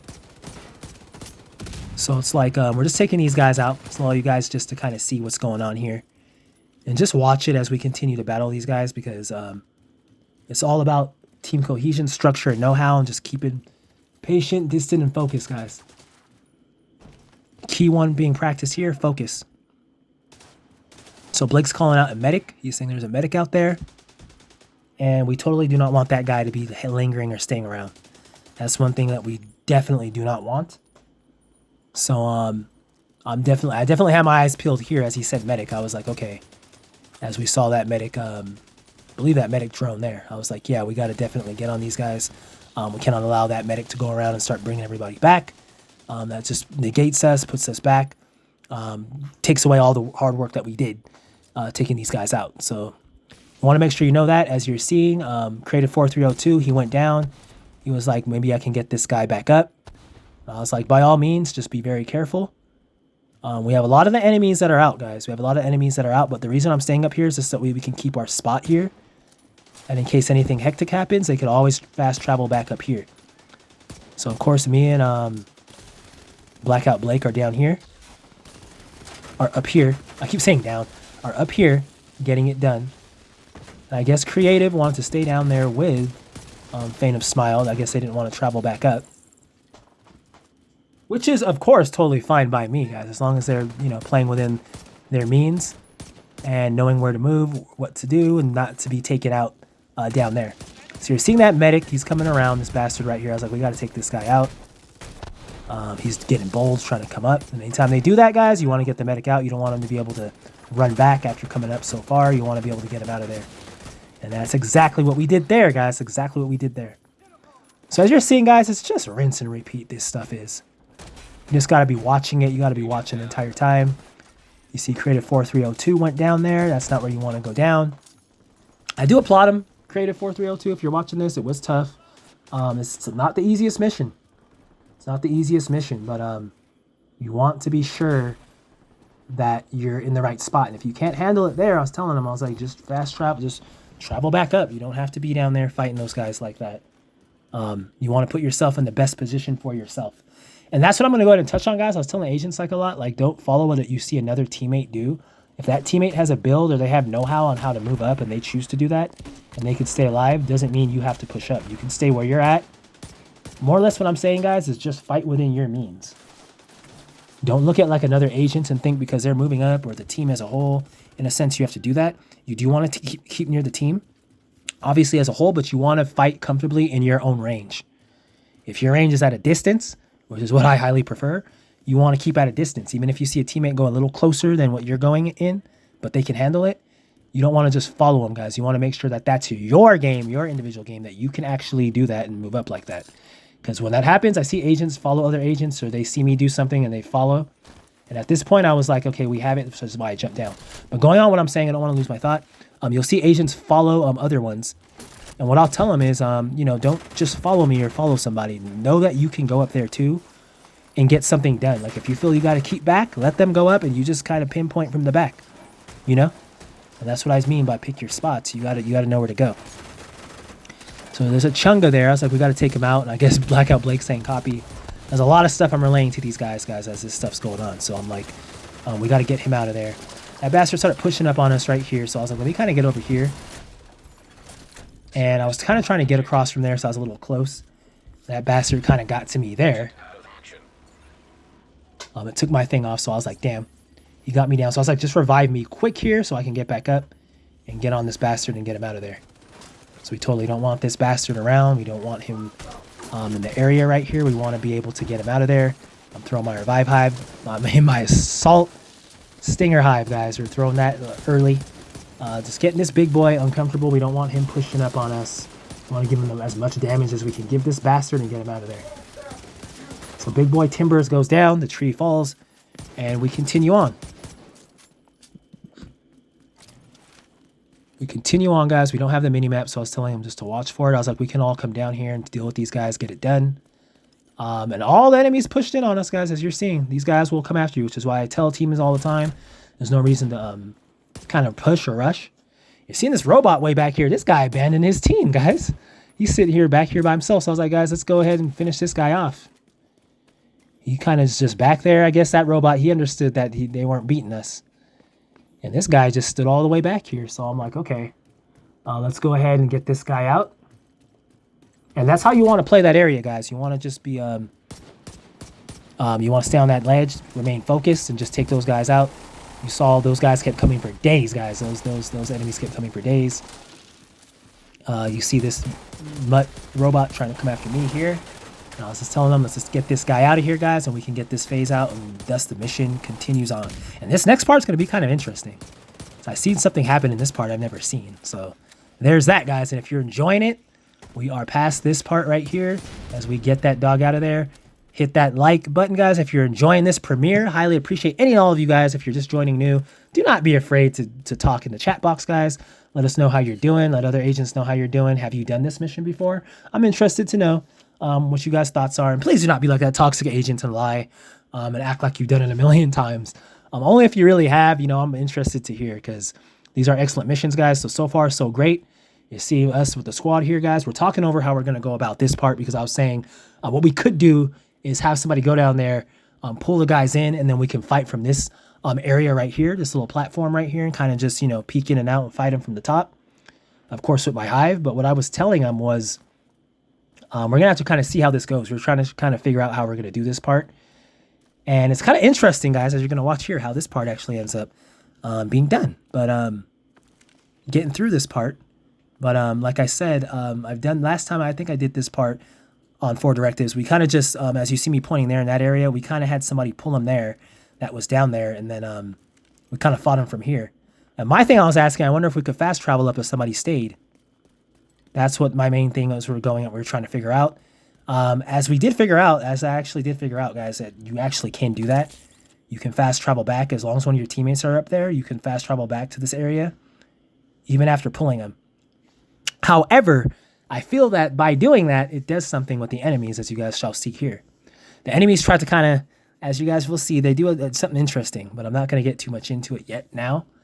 You're going to go ahead and see that happen, guys, firsthand. So, yeah, I'm going around. I was trying to find my hive, and that's where it was, my stinger hive. So I was like, let's go ahead and get this going, guys. I was just letting them know how we're going to go about it.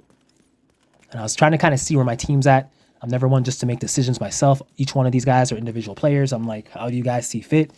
Do you want to fight from here? Or I was like, I feel like we could take them up front. And I was kind of just trying to let them know, like, they can come to this area right here. I'll throw my hive down, and we can fight them from right here, up here. And I think for the most part, guys, the team all together was saying we've been taking it easy this entire time. We've been playing it safe. I believe somebody's going to make a comment there saying that, and I guess that's what we continue to do. So one of the main things you guys want to do is you totally want to be on the same page with your team. You want to make sure that whatever you are planning to do, everybody's on the same page. So you see Blackout Blake say, cautious and careful gameplay has rewarded us so far. Such an excellent agent, guys. The mere epitome of what patience, distance, focus with an agent that practices that does, and how they move, how they speak, everything, guys. And that's what you want. That's what you want. I can't stress it enough, guys. Blackout Blake from BKF Clan. You see this guy, you better have him on your team. Don't question him too much. Have him on your team. They know the know-how, guys. They know the know-how. I'm seeing them. Now, this is a true example of an agent that you don't have to say anything. They don't say anything of how good they are. You just see. When you have an agent telling you, I've done this a million times, blah, blah, blah, and they're dying. No, guys, it doesn't work like that. That literally just gives you away. So you don't want to ever be like that. So I decided, I was like, guys, I'll be the one to go out. Why not? I'll go out and try and pull these guys and try it out. If these guys come close, you guys are up there. We'll see if I can fast travel back. And there's a timer coming out, as you guys are seeing the timer. So I was thinking that they're going to try and just, force them down here. And if that's the case, it is what it is. But the timer does go off. However, they just start on the bottom section there, guys, and still in the area. So in the back area. So actually, we can initiate this part without every agent being down here. But, however, guys, what you're going to notice right here is that these enemies don't push up. It's like they know we're all down here. So what they're doing patience, distance, focus on us now. They're trying that on us. And I've never seen this. You guys tell me if you've ever seen this at this part. I've never seen it. You're seeing me right here. I'm trying to fast travel. I'm saying, okay, can I fast travel back to these guys and be back in that area? Will they allow me? And lo and behold, they do. So I was like, wow, that's excellent. So the more you know, guys. However, we are not able to utilize that because these guys are not pushing in on us. They got very smart. So what happened is, what's happening now is, it's interesting. Blackout Blake is telling me there we teleported again. So that's interesting by me doing that. Interesting. But these guys are staying back here, guys. As I did that, you're noticing there's enemies, but they're staying back here. They're not coming in on us. So right now, they're practicing patience, distance, focus on us. And you're going to see how this fight goes. It's the first time I've ever done this fight in this sense, in this way. So the enemies are back there, and they're forcing us to come to them now. They're not coming to us, guys. It's like they learned the whole memo, and they're like, F you. We're not going to come at you. We know that you guys, what your tactic is. And so I guess, I don't know. You can call it what you want to call it. I guess it's the legendary enemies adapting at a very high level. They're realizing what we've been doing, and they're like, you know what? Let's kind of just stay back here and fight them off our back foot and see how that goes. And that's what they do here, guys. It takes me a second to realize that before like the other agents get down. I tell them to come down and we can finish fighting these guys off. But this part is just very interesting, as you guys will see here. These guys are fighting us literally off their back foot. They're doing the same thing that we were doing to them. So they're trying to fight fire with fire, guys. And hey, what more can I say? We're going to go ahead and get into it here. As long as we practice patience, distance, focus, guys, we always will have the upper hand. That's enemy AI. We are logical thinking humans, so there's ways we can go about doing this that the enemy's not even thinking. It's about adapting off the fly, guys, and you're going to see that here. And you guys go ahead and tell me in the chat section here if you guys have ever seen this. Because I totally know I've never seen this. I've never seen an enemy keep back like this. I was telling them. And you see Blake saying there, I'll hang unless specified otherwise. And excellent agent, guys. This guy, take my hat off to him. This is what I want to see. Any agents watching that runs with me, this is how I want you to play. This is what I want to see, because by doing that, if all agents were like this guy on my team, guys, this thing would be a lot more faster and clear. And that's no knock on the other agents. Excellent play by Creative4302 and also a fan of Smile. But what I'm trying to say, guys, is just there's a way you got to go about this. And Blackout Blake, he was doing it in a way that I've never seen any other agent doing it. It's kind of having another one of myself, in a sense, out here playing. And it's always good like that, guys, because it makes it that much more better. As you see me throw my hive there, I was thinking if these guys start trying to push, as you're noticing, they're not pushing. They're like just staying back. There's a lot of them, but they're just staying back. So I was thinking that, you know what, maybe it's because we're not all down here. They're not pushing, but you're seeing them still nade us. So I'm like, no, these guys, they know exactly what they're doing. They're trying to keep at a distance and fight us. So they tried to use our same method here, guys. This is crazy. This is crazy. Now, this is some Division 3 AI stuff I want to see. This is the kind of things I want to see in Division 3. This is an enemy just adapting like fully. This is how it would be. We've been doing this the entire mission, and now this faction right here, they're literally using the same tactic we used against them the entire mission against us right here. So who shall win when we fight fire with fire, guys, and how hectic shall it be? Hit that like, hit that hype, and let's go into this and see exactly how this is done and how patience, distance, focus is utilized, guys, and how it's going to have to be utilized here at a very high level to be able to get it done. So you see Blackout Blake still up there. He's still saying he's up there in the chat. I was kind of telling him just kind of stay there because these guys, they might start pushing a little bit. I know that we're going to have a chopper respectively coming behind us. So we got to just make sure that we're ready for that too. As you see me take that guy out there. I was just looking back here because I didn't want to get sandwiched. These guys will, if anything, will try and sandwich us. That's their main thing.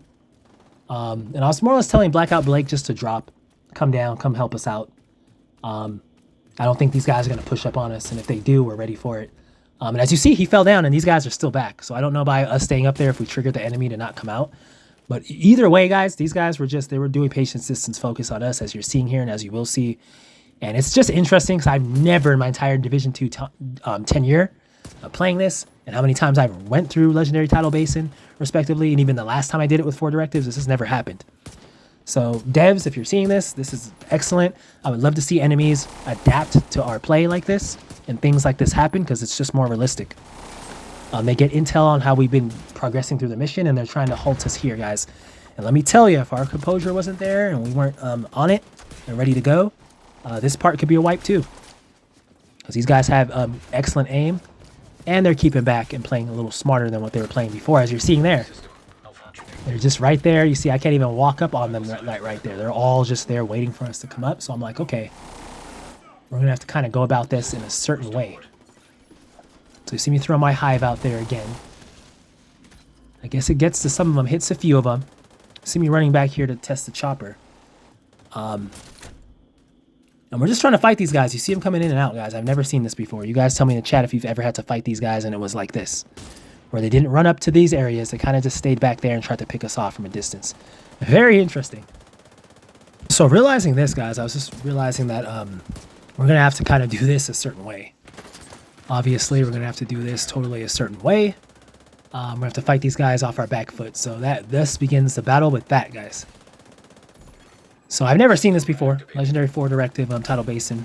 I've never seen this with them fighting like this. So no matter what happens, guys, so I'm saying, even when you're faced with new obstacles, new challenges, exercising patience, distance, focus, more or less just ensures that you have the upper hand on any enemy you're fighting. No matter what they're trying to do, even if they're trying to use the same thing on you, there's ways you could still go about getting it done. And that's exactly what I'm going to present to you here and now, guys. So you're seeing us here. I'm not sure if Blake came up. I think Blackout Blake is still back there. But there is going to come a time where he does come down. But I was more or less just thinking that these guys might start pushing more or less once he comes down. So that's kind of why we were like a little bit just, you know, testing the waters here, staying back a little bit. You know, just picking our spots, staying back, ensuring that we keep the enemy on their heels. If we can keep them there long enough, it's better. If there was a legit way to keep the enemy back like this, it's always good. But if they're coming to us more like faster, quicker, and like just more lethally and more hectic, I'm sure we could have taken them out a lot quicker, being back there. But hey, guys, I'm open for new challenges. I'm open for new things. So these guys are showing us a new thing here, and I was kind of contemplating how to go about it. I was thinking, okay, maybe I need to change back to my assault drone, possibly. Not sure if I do it here. I mean, I know my hive's still out. And I keep checking back there, guys. You keep seeing me because I don't want that chopper to show up and catch us off guard, because that's what will happen. And we don't want that. We want to be able to make sure we don't get sandwiched and we're taking these guys out. So that might have been a tactic they were trying to use, trying to get us to kind of come up before the chopper comes out or whatnot. But hey, guys, you feel free to try this method if you want. Maybe it does keep the enemy back here like that. But on a more like lethal note, on a more specific note, it would be cool if the enemies could adapt like that and learn how you're playing, and then furthermore do what they got to do, you know?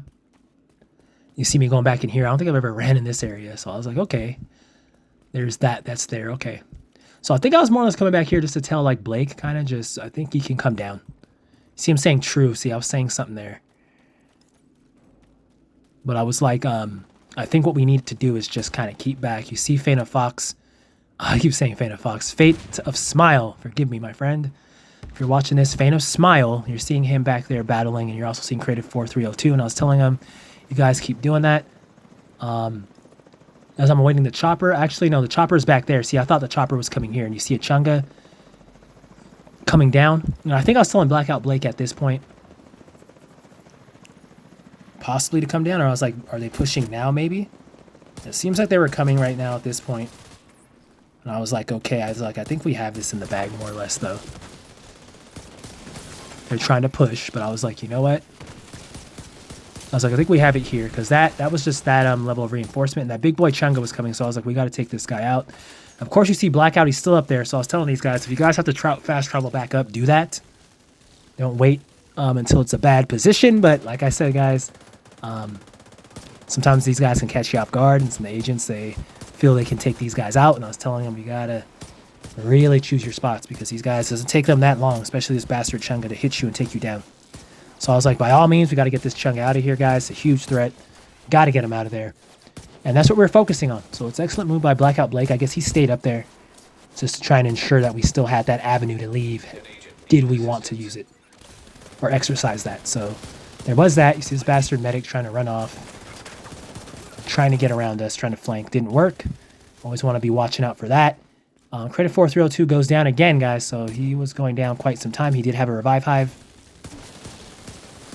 Don't knock him too much because this is a tough mission, guys. Very hard. It's not the easiest thing. But I did tell these guys, if you're going to go down, try and fast travel. And I guess nobody was able to do that as Fate of Smile went down there, which is not good. So we were right here, and I was like, okay. Now these guys are trying to flank around us. They're trying to do everything. I'm just trying to watch these guys to ensure that that doesn't happen there. This bastard-ass Chunga, guys, we got to take him out. He's like the main problem. So we got him out of there. Now that he's out, I was like, okay, what we got to do is just focus, take these guys out. We should be good. So you're seeing Creative. He got over there. Oh, actually, no. I got to Feint of Smile, and I'm bringing him back. And I'm saying, guys, you just got to pick your spots. And we got to back out when we know we got to back out. You don't want to get caught up and die in a spot like this. And then now it's like you can't, you're no longer a help to the team. You want to be able to just be in the right spots, guys. I say it all the time because these guys, they come fast. They come up on you quick. At times it might look like it's slow, as you guys are seeing. We see them in the distance, but once they get that edge on you, once they get near you, and they're right there and stuff, and they're like right next to you, that's when it's like, it gets to that point when it's like, damn. You know? Like they're close and it's hard to be able to even move. So we're seeing another chopper here. They have more reinforcements coming in. You see me looking up there to see when this chopper is coming, because I know one's going to come, but that's another reinforcements there. When you see me changing here to my assault drone, I was like, you know what? I think it'll be good for me to have that on now. Considering the fight and what's going on within this respective fight, guys, I was like, you know what? I think it would be great to have that on.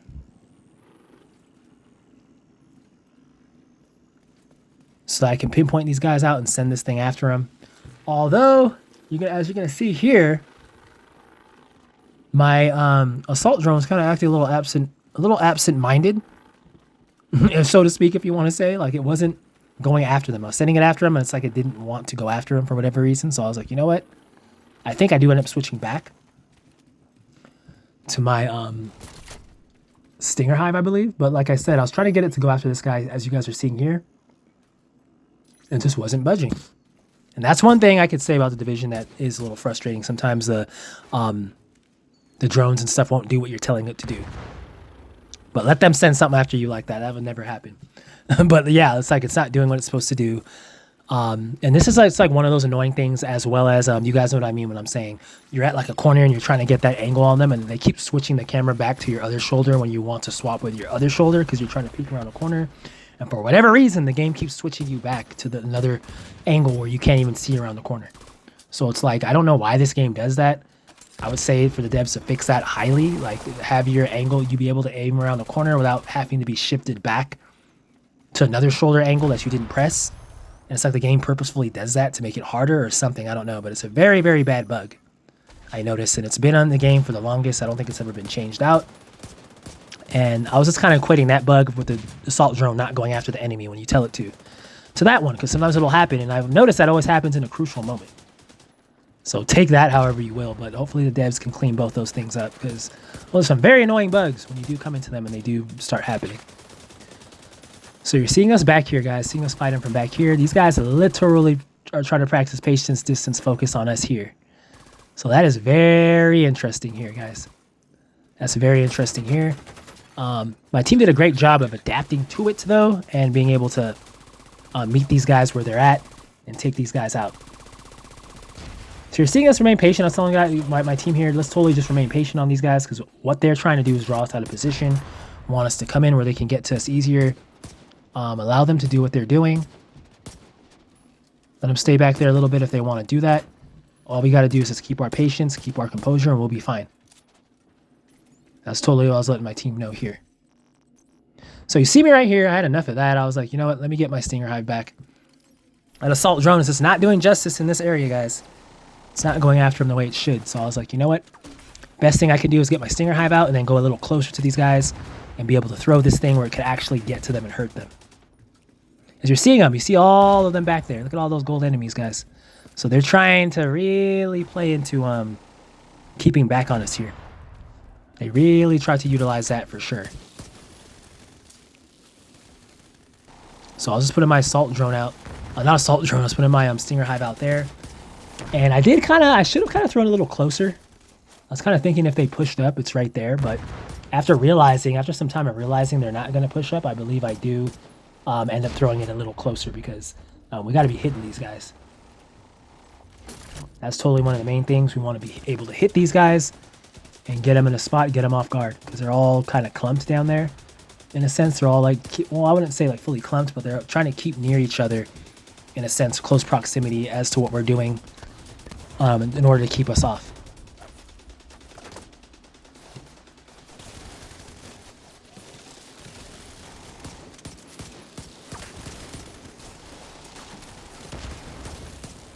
So you see me standing back here, guys, as this wonderful premiere continues, guys. Welcome to the premiere Tidal Basin for directives, random agents. What more can I say, guys? No modifiers. We're getting it done once again. It's my second time going through this mission and attempting to get it done, guys. Can we get it done? How will we get it done? Do not blink. Do not go anywhere. Keep those snacks with you guys. Refill the snacks if you need to, and just keep where you're at, guys. You do not want to miss anything because there's a lot more excitement coming, a lot more fireworks to come as we're continuing to battle these guys here. As they try to execute and implement the same exact strategy we've been implementing on them, patience, distance, focus, and we are now respectively 2 hours in, guys. As I said, this is a mission for the faint of heart. It's some of the toughest content in the game. And like I said, it can be done exercising patience, distance, focus method properly. Keyword, guys, properly. As long as we do it right, it will be good. So you're seeing this dog come up here. You're seeing us keep back here, guys. The whole fight's happening on this edge here. It's the first time I've ever had to do it like this. Very interesting. So you see me going back here. Just checking for that chopper, guys. I know that chopper is going to come behind us. It hasn't spawned it yet. Now, at this point, I was kind of thinking, I wonder if we kind of messed up the spawns of the game. And if maybe the chopper is not going to come. But I was like, nah. I know this thing like the back of my hand when these reinforcements come. And I'm like, every single time I ran this mission, there's always a mid chopper that comes from behind at this part. So I was just keeping my ears open for that and my eyes at times open for that because we don't want to be caught off guard, guys. We totally don't want to be caught off guard. So you're seeing all these guys back here. Well, at this point, guys, to be honest with you, realistically, I believe I was thinking I got to get that stinger hive a little closer to these guys. I got to get that thing a little closer to where it can actually start hitting these guys because these guys are not going to push up on us. They're remaining distant on us. They're remaining distant and patient on us, so they're not going to push up. So I got to bring it to them and meet them where they're at, you know? So you see us battling it out here, taking these guys out. Team doing an excellent job. Kudos to Blackout Blake, Creative 4302, and Phantom Smile. Excellent play here, guys. Excellent play. We kept with it, and this is what you want to do. When a mission gets like this, at this caliber, you want to just make sure that you're near your team and just getting done. We know we got to get done.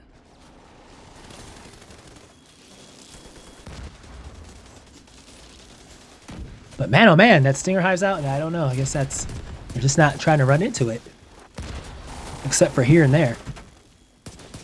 So I was like, you know what? As I told you guys before, I was already thinking, and I was like, there's a lot of fire going on, but I was like, I got to try and think of a way to get this hive closer. I mean, right in the middle of them, so it can start hitting them because they're really trying to hide. And I'm like, you know what? They can go off and do their hiding, but I'll tell you this: once I get that hive over there within them, it's going to do a lot of damage. So you see me going up here to get it, and I do pick it up. And my goal right away, as I'm thinking, is I got to get this thing over there now, like into there where they're at.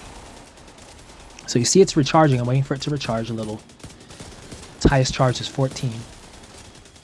I believe at tier 6. So I'm just trying to let it get up there and get its charging. And my overdrive is almost there again. So I'm going to get this thing over there and start putting some real damage on these guys, so that we can make that much more easier, guys. So you see me go here, and I'm like, you know what? Let's throw that behind there, and that's what I did. I threw that behind there.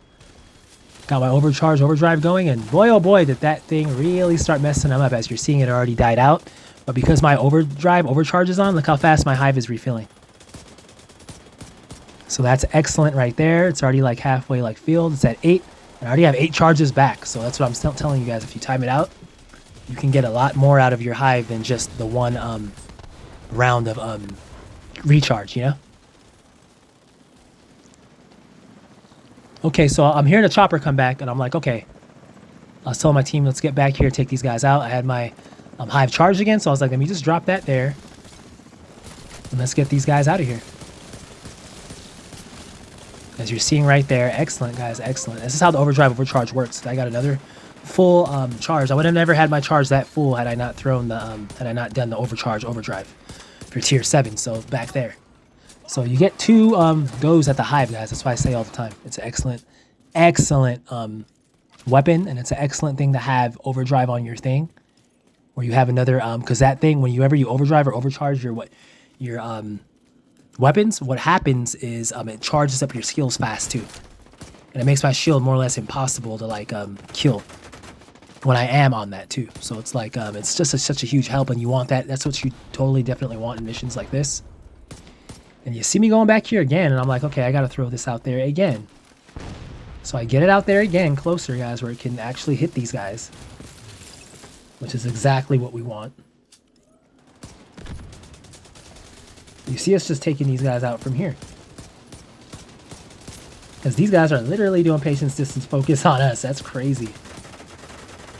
Totally never have I had to deal with this. Never have I had to go about dealing with it like this on a level like this, but it is what it is. You're seeing that Chunga. I was like, guys, don't let that big boy Chunga flank us. He's trying to go to the side there to go around. I was like, we got to just totally keep on this guy, ensure he doesn't get around on us and flank us or whatnot, and we got to just watch him. Always keep your eye on the main enemy. That's the main threat, guys. That's what you want to do.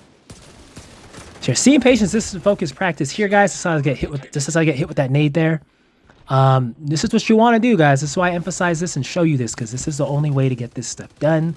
I don't know if I'll say the only way, but it's one of the most lethal ways, most safe ways, promising ways, considering random agents, to get this stuff done. So I believe that chunk is still on that side over there. I throw my nade to get the overdrive going again. They do have a bastard medic out there, so I was like, we got to get this guy out. Otherwise, all he's going to do is keep reviving everybody we're killing. And at that point, guys, we're a hamster on a wheel. Can't even reach our water, so it's like you want to be able to get that done. You don't want to be in that predicament. However, I believe we did have a Chunga still on the left, so I was like, we got to get him out of there. I'm not sure if he's still over there. We might have gotten him out. I don't see him yet. I think I see him down there on the ground. So my team did an excellent job of getting him out of there. That's what you want to do. You want to just keep priority on all the guys that need to have priority kept on. And that's what we're doing here, guys. But man, oh man, what a first, guys, during this premiere. What a first. I never seen that. I've never had to deal with enemies like this in this area where they stayed back like this. So there's a first for everything, guys, and this is why I'm showing you. Even when something's new, when you exercise patience, distance, focus, there's nothing much that they can do to really negate your attack or to really take anything away from you. You know, you could still get it done. So you see us getting this bastard medic out right here. As I'm telling these guys, just doing my best to be able to get that done. We want to get him out because all he's going to do is try and bring everybody back, including that Chunga. We totally do not want that. You see my hive filling up quick there. As I did the overdrive there. And I usually like my hive to be out when I do that. As I threw it there and I was like, damn it. That wasn't exactly where I wanted it, but its radius still went out and it was still able to hit him. So I guess I totally can't complain on that. You see us getting these guys out, guys. You see us pushing up a little more. We're bringing the fight to them, and you see us starting to get these guys out of here at a much more consistent basis. And that's what you want to do, guys. You want to keep your composure. That's what you want to do. You don't want to push up on them too much. You see my team doing an excellent job using the ledges and stuff as cover. I'm using the surrounding environment to their advantage, and while at the same time picking these guys off in a comfortable, lethal position. So that's what you want. That's what you want, guys. That's what you totally want. You want to be able to get this stuff done like that.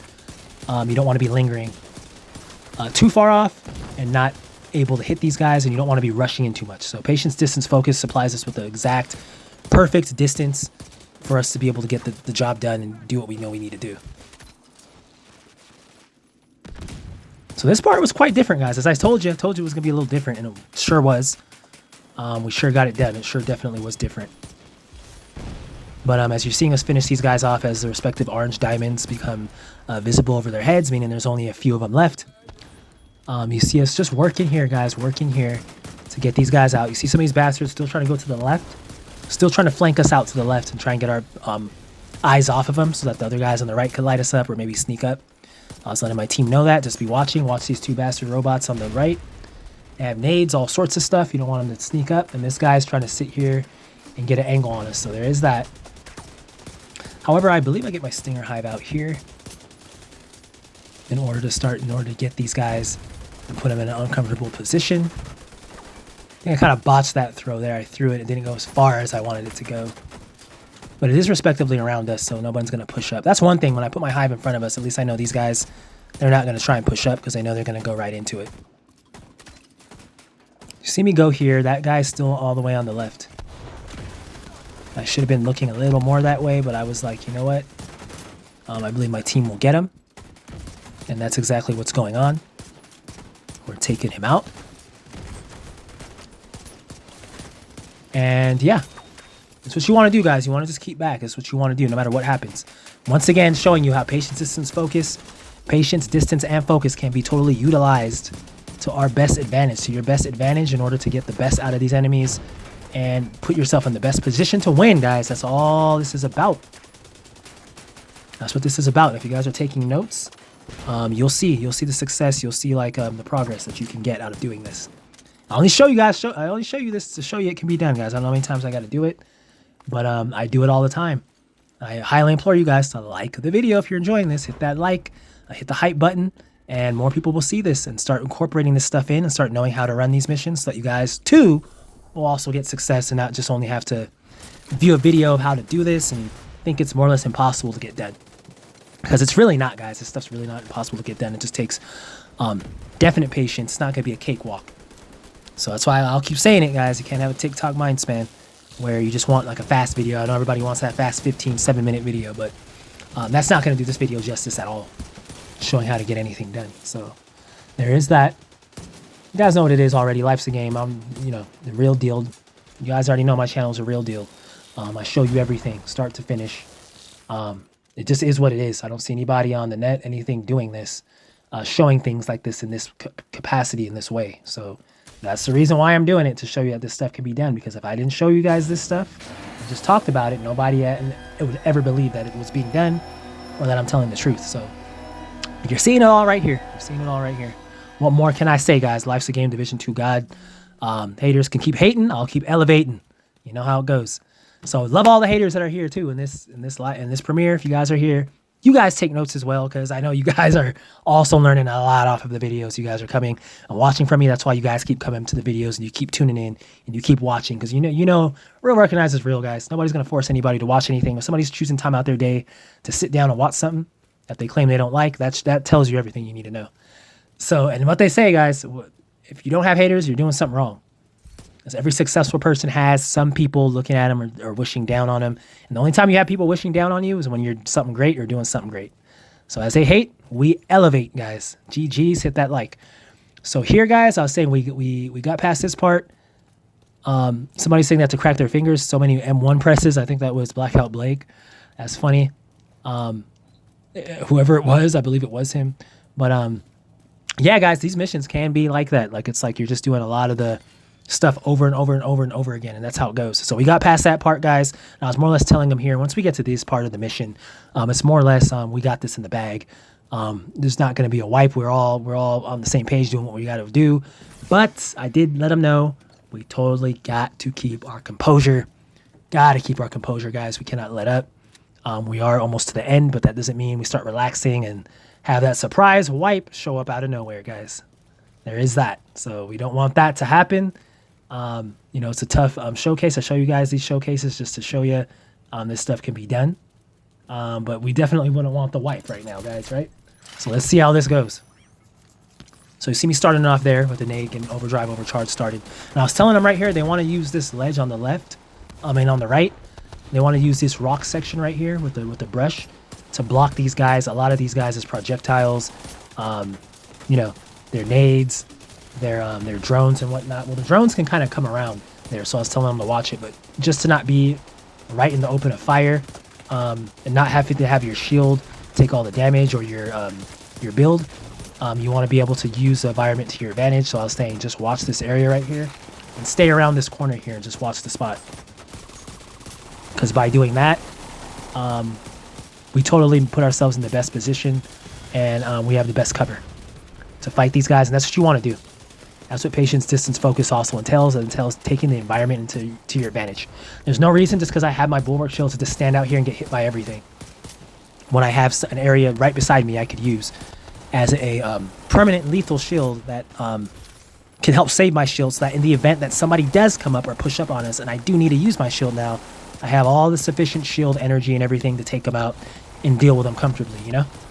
There's no use running up here having your shield depleted because you're taking so many bullets from all enemies at once, and then they push up or something happens and then you can't defend yourself, you know? You just don't want that, and that's just being smart, thinking ahead of the game. And as I said before, guys, respectively, you want to be 3-4 steps ahead of these guys. For every directive that's on, you want to be that step ahead of them in knowing how to move and what to do. To ensure mission success, guys. Only to ensure mission success. You know how it goes.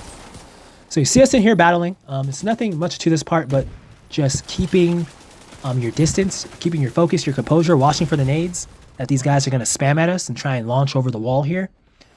And that's why I was telling these guys, just stay kind of near here, and these things will not hit us that much. They will try and send assault drones after us and start spamming. So I was saying, watch that, because those bastards tend to hug the, the right side and go around. That's what those drones do. They don't go where you can see them often. They'll try and go where you can't see them, so they can surprise you. So I was just letting my team know all that stuff and to be aware of all that. They had all that in their mind as we're fighting these guys. And that's what I mean about just being able to speak if you have a mic and just letting stuff be known, guys, because the more, as I say, as I'm telling you guys, the more people watch this, the more they'll know. It's no different than when you have a team. The more of the team that's on the same page, it just equals more of everybody knowing what they're doing and being able to adapt to anything that comes.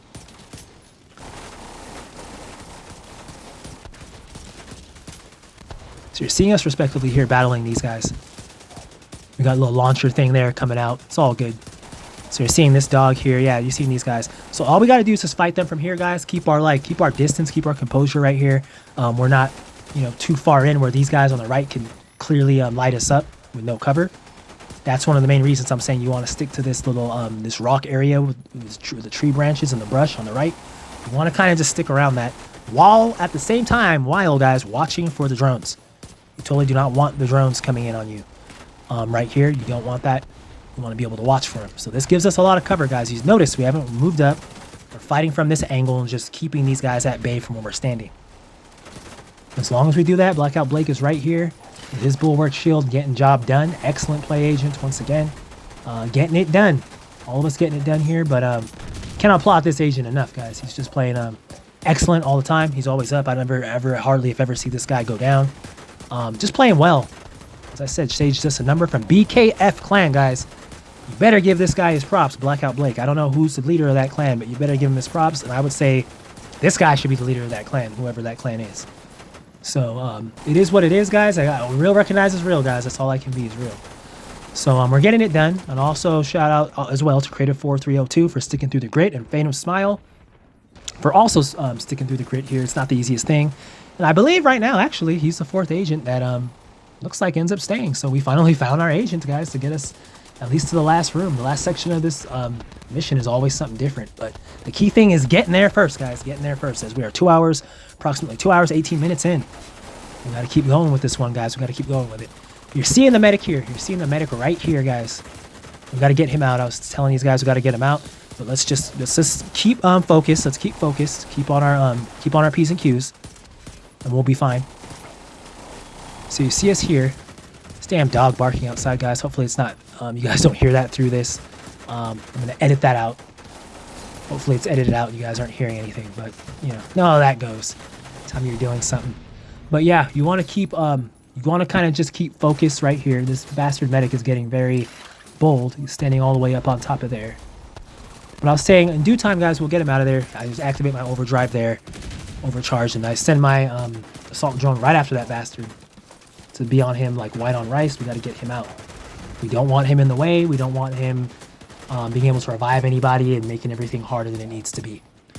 So I was just letting them know that, but at the same time, I was saying just keep your composure, keep your distance, and let's just keep fighting these guys. We're doing well thus far. I was telling these guys, it's so crucial to keep yourself on the same page with your team. I'm telling these guys all throughout this, we're doing well. You want to keep them on their toes. You want to keep them, you know, want to keep the confidence up. So I'm telling them we're all doing well, in which we are. We got to just keep with it, though. Got to keep on it and keep lethal, not go to sleep. We want to gunsling, but not gun sleep, guys. We got to gunsling them, not gun sleep. That's the one major thing I always say, and that's what we're doing here. And by talking a lot, keeping these guys in the know, saying drones are coming in, keeping them up on their toes, that ensures every one of these teammates are on their feet, and they're not going to sleep, and they're all there. Because I know these missions can be long and gritty, believe me. That's why I do that, because I'm like, we gotta stay woke. Nobody can be going to sleep or just for a second, because that's when you get hit with that bomb you could have seen coming. And then now that turns everything around, you know, makes everything, you know, you don't want to turn that frown upside down, guys. You want to keep it up right side up and getting that done. And one way to do that is by completing the mission successfully, guys. So you're seeing us here. I believe we got that medic out, if I'm not mistaken. These guys are still around here. That bastard right there was trying to come up fast right here and start trying to spam drones or do something. So I was like, we got to get that bastard out. I was like, he's not going to sit there and be spamming anything. He's going to try and do that. So I got my assault drone. I sent it after him. I was like, assault drone, get on that bastard. Get him out of there. We don't want him sitting there that close on us. They took my drone out fast there. So I was like, damn. Sometimes they'll take it out quick like that at times. And I'll be like, how? Because oftentimes I'll send it out there. It won't happen. So maybe it was one of those stupid little system curtail things it could have been. If it wasn't that, system disruption or whatever. That could be highly hella annoying, guys. But you just always want to just keep your composure. This part right here is about patience, distance, and focus. It's all three of them we got to practice here. More so patience. So you see there's more of these bastards still around as we're trying to take them out. They're starting to bombard us. Once I did that, I was like, guys, just back it up. Back it up right here behind the ledge, and they can't hit us with none of those grenades. The drones definitely can still get around if we're not careful, but the nades, they can't touch us with those if we're behind this, because it's just a tough angle for them. And it's harder for them to hit us from there. So we got that done. I was telling him about this little bastard robot right here on the right. I might not be shooting him, but I was letting him know. There's a lot going on here, guys. I was letting him know, hey, watch that guy, because he might try and sneak up on us out of nowhere. You see him with a little more reinforcements coming in. They have a few rushers, I was telling him. Let's kind of just pick the spots. These bastards are trying to come set up. Okay, let's get these guys out the way. Throw their stupid little electricity thingy. Got to get him out. They do it again. So annoying, you know. They're trying everything they can try. We get him out. He flips. We blow him up. Bring 4th of July early. And we're seeing a chunga here, guys. So I was saying right away, I was like, we got to get this fat bastard out of here. We can't allow him to push up on us. I know the rest of these guys are going to try and push up when they see him. I was like, but we got to get this guy out. I was like, chunga is the main priority. I was telling all of them. We got to get this guy out. But there was a bastard bomber here. See this little bastard? He's trying to bomb us as his chunga's coming up. So these guys, they really use their head. They're really trying to get the angle on us. So what's happening here, guys? That bastard bomber is trying to do that so that this chunga, you see, he can sneak up on us without us being seen. Little bastard. So when they do this, guys, you want to be ahead of these enemies. I'm telling you.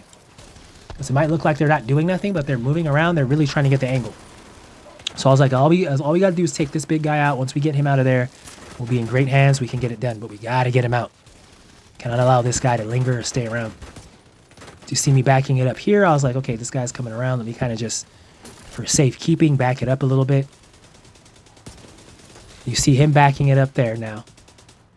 So we got him to back off, guys. That's what you want to do. This guy's trying to get us off guard around the corner. It's our job to take this bastard out and get him out of there. You see me just light him up with this beautiful Liberty, guys. The Liberty is an excellent pistol with the bulwark shield. They both go hand in hand as far as shield regeneration and whatnot. And the Liberty is very lethal. And it's hitting and it's DPS. Not the fastest firing gun. See, now if the Tempest had the strength and power like the Liberty, that would be crazy. The devs obviously wouldn't have that. I guess that'd be a little too much on our part, but that'd be crazy if the Tempest that I have had the same power as the Liberty does, which it doesn't.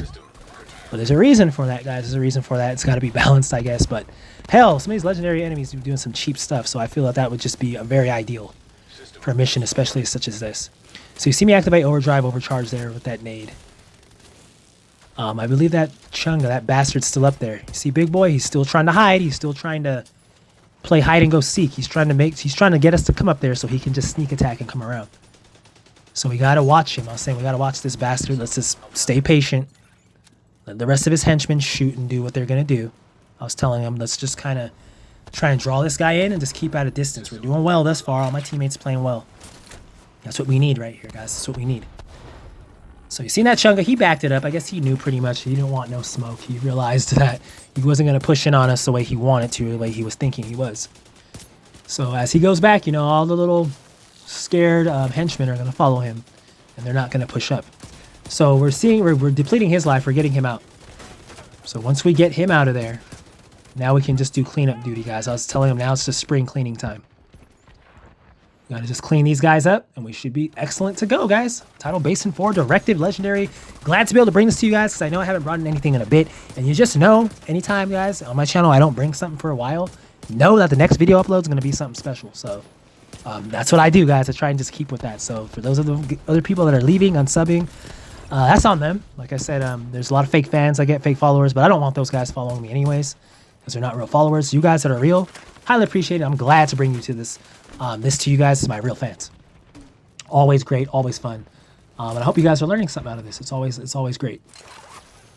Just wish I could have got this out a little earlier, possibly Saturday, but hey, nonetheless, we got it out, guys. Got it out. This was my plan to get this premiere to you guys and take you all the way through it, because it is definitely one of those missions. So you're seeing the respective orange diamonds become over their heads again, guys, saying that we are more or less through with this wave here. And what an excellent showcase by my team once again, guys. This is what you want to see. Trying to get this bastard bomber out of here so he doesn't start trying to bomb spam us, which is what he's going to exactly try and do. We take him out. He's gone. And then the last guy. There's the last amigo here. We're taking him out. And as he goes down, we got him out of there, guys. Secure the area, and voila. There it is. We got that done. I believe there might be another. Yeah, there's a few of these guys still up here.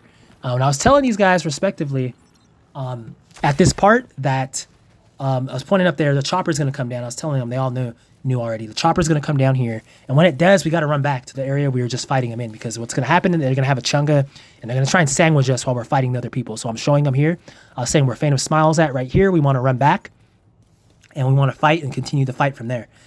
And they're totally no strangers to this, guys, because throughout this mission, we've had to backtrack at certain points, depending on the fightingness, who we were fighting, and the hecticness. I said fightingness.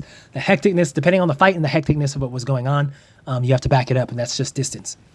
So excellent job to the team, guys. Blackout Blake, of course, especially Creative 4302 and also Phantom Smile. Excellent run, guys. Excellent run.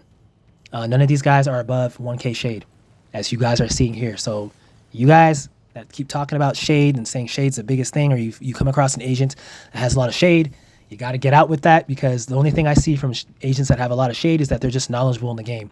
They most likely know about all the perks, the what's going on with the manhunts, and what's going on like with the activities that's going on, whether it be golden bullet or whatever it might be. I feel like those agents, they always seem to have the know-how, maintenance and all that when that's happening, and just various aspects of the game, because they've been playing it for long.